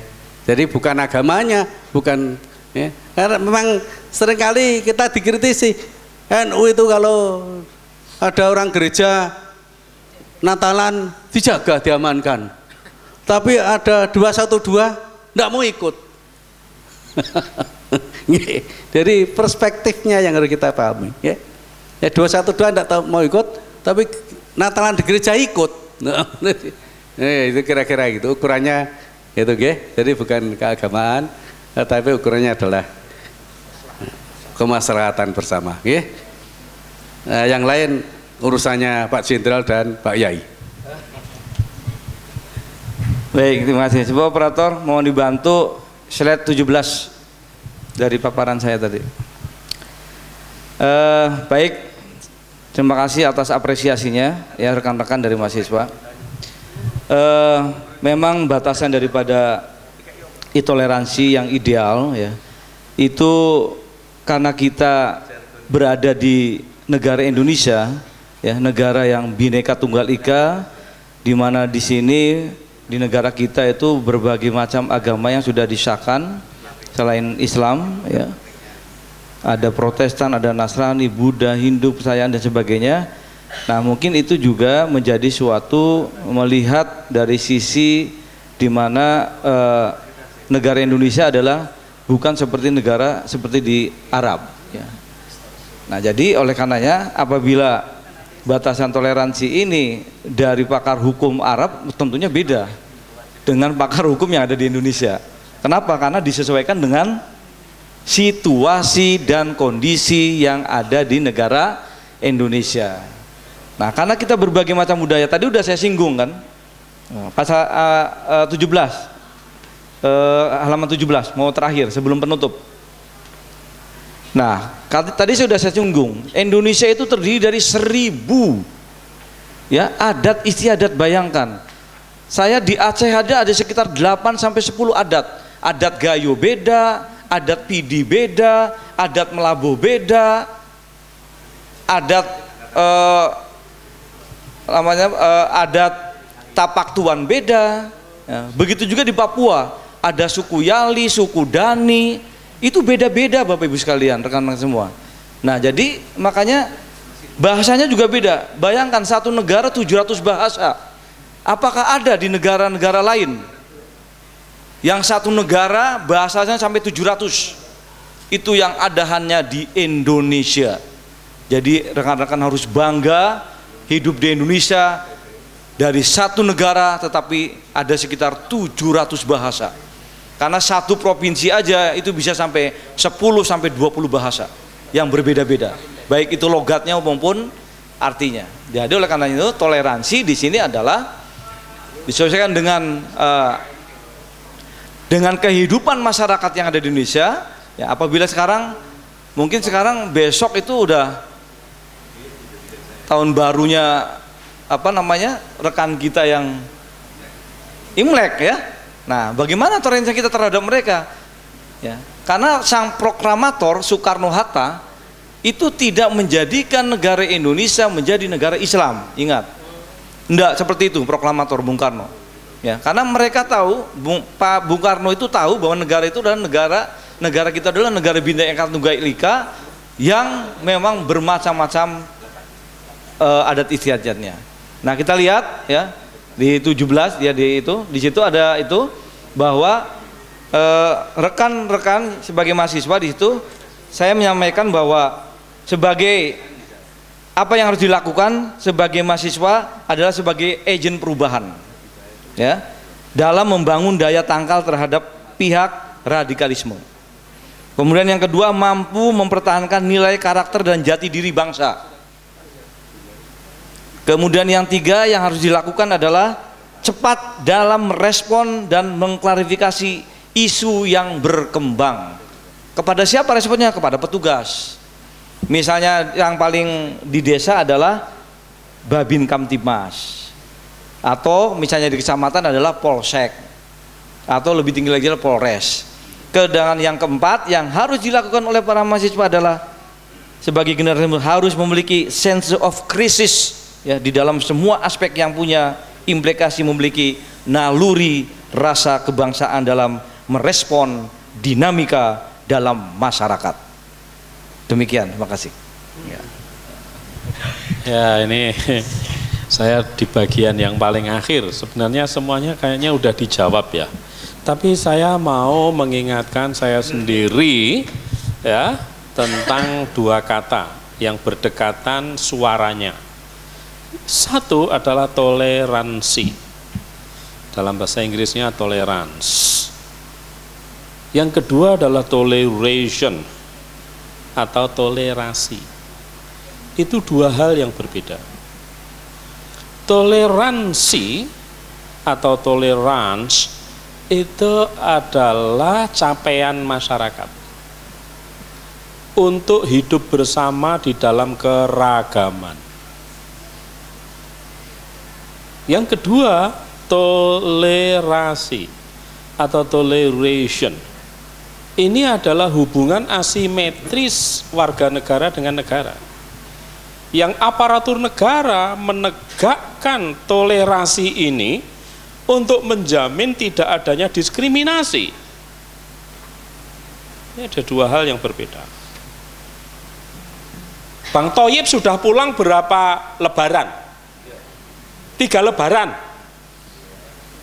Meskipun istrinya, mertuanya, anaknya memberi toleransi, negara tidak boleh membiarkan. Negara harus menegakkan toleration terhadap Bang Thoyib. Maka lihat dokumennya, Bang Thoyib menandatangani taklik talak apa tidak dulu ketika menikah. Ini harusnya masuk DPO-nya KUA itu. Ya? Contoh itu. Maka aparatur negara nggak boleh membiarkan hal-hal yang sifatnya zalim seperti yang dimukakan Profesor Maksum tadi itu. Nggak boleh membiarkan hal-hal yang sifatnya ya, memecah ya, kesatuan bangsa seperti yang ingin digake ya, Jenderal Agung Makbul tadi itu. Nggak boleh. Ya. Nggak boleh ini menghentikan kemudian ya, keleluasaan negara untuk dapat berkembang ya, seperti Pak Lutfi Mahasin tadi. Nah, jadi ada batas ya. Toleransi itu betul ada batasnya. Nah, karena apa? Batasnya ya tolerasi itu hal yang menjadi wewenangnya negara untuk berbuat. Nah, boleh saja takmir masjid mengizinkan serambi masjidnya untuk dangdutan. Tapi Babinsa bisa saja melarang. Mas, ini tempat ibadah mas. Dalam rangka toleransi.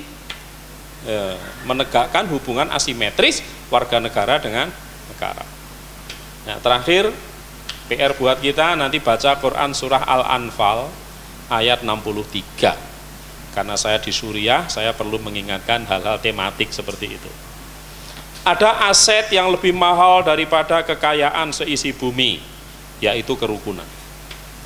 lau anfaqta ma fil ardi jami'an ma allafta baina qulubihim. Seandainya engkau membelanjakan seluruh harta seisi bumi, kesemuanya, kamu tidak akan merukunkan orang-orang itu. Walakinnallaha allafa bainahum, Allah lah yang merukunkan orang-orang. Masalah pokok di dalam masyarakat majmu' adalah kesulitan mencari titik temu. Maka kita kalau jago ngobrol, pengajian ngobrol, layat ngobrol, dengarkan khutbah aja kadang-kadang sambil ngobrol, gila.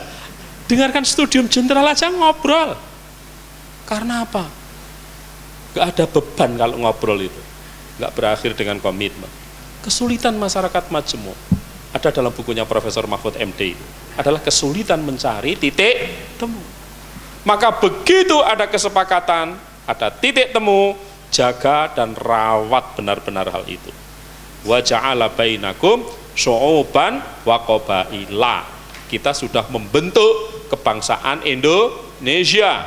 Ada Pancasila, ada Bhinneka Tunggal Ika, ada Undang-Undang Dasar Negara Republik Indonesia 1945 dan Negara Kesatuan Republik Indonesia. Ini kesepakatan-kesepakatan, ini titik temu. Semoga kita dapat menjadi bagian yang terhormat dari NKRI ini. Terima kasih. Assalamualaikum warahmatullahi wabarakatuh.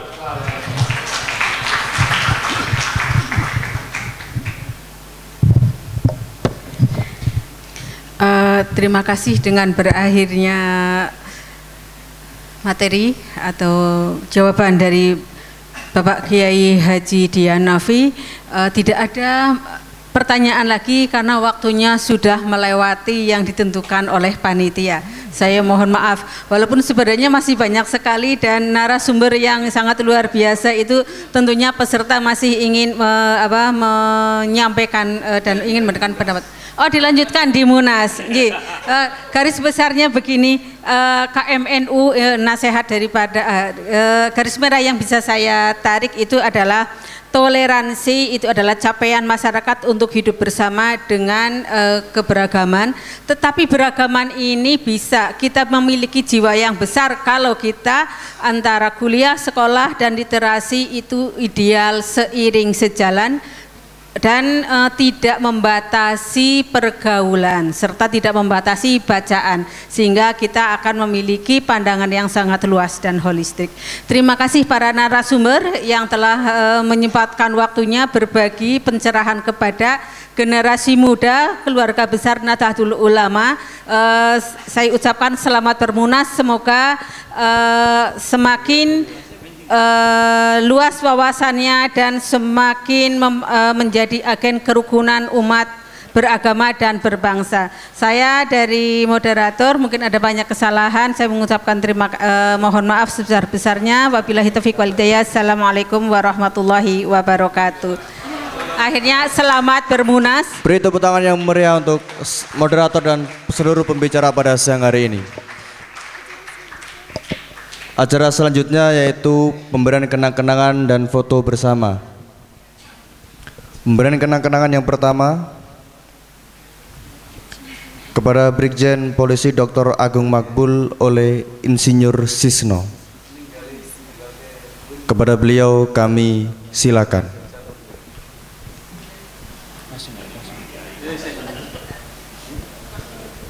Baik, untuk seluruh panitia segera menempatkan posisi untuk penyerahan kenang-kenangan.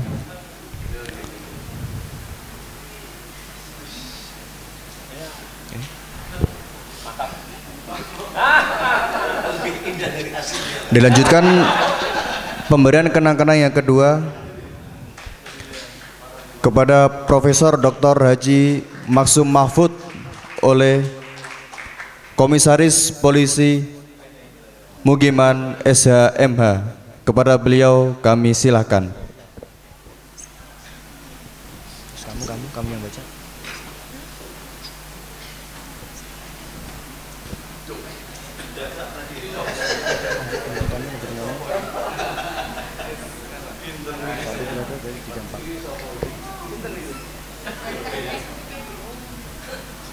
Dari IPB ya.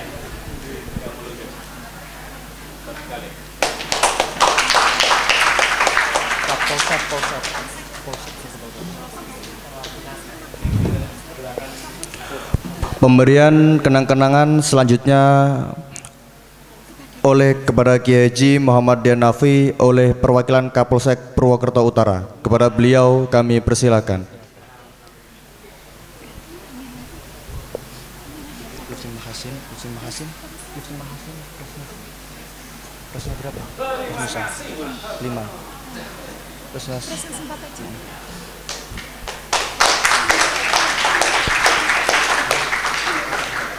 Dilanjutkan pemberian kenang-kenangan kepada Dr. Lutfi Mahasin SIPMA oleh Saudara Humaydi Presidium Nasional 4. Kepada Mas Humaydi kami silakan.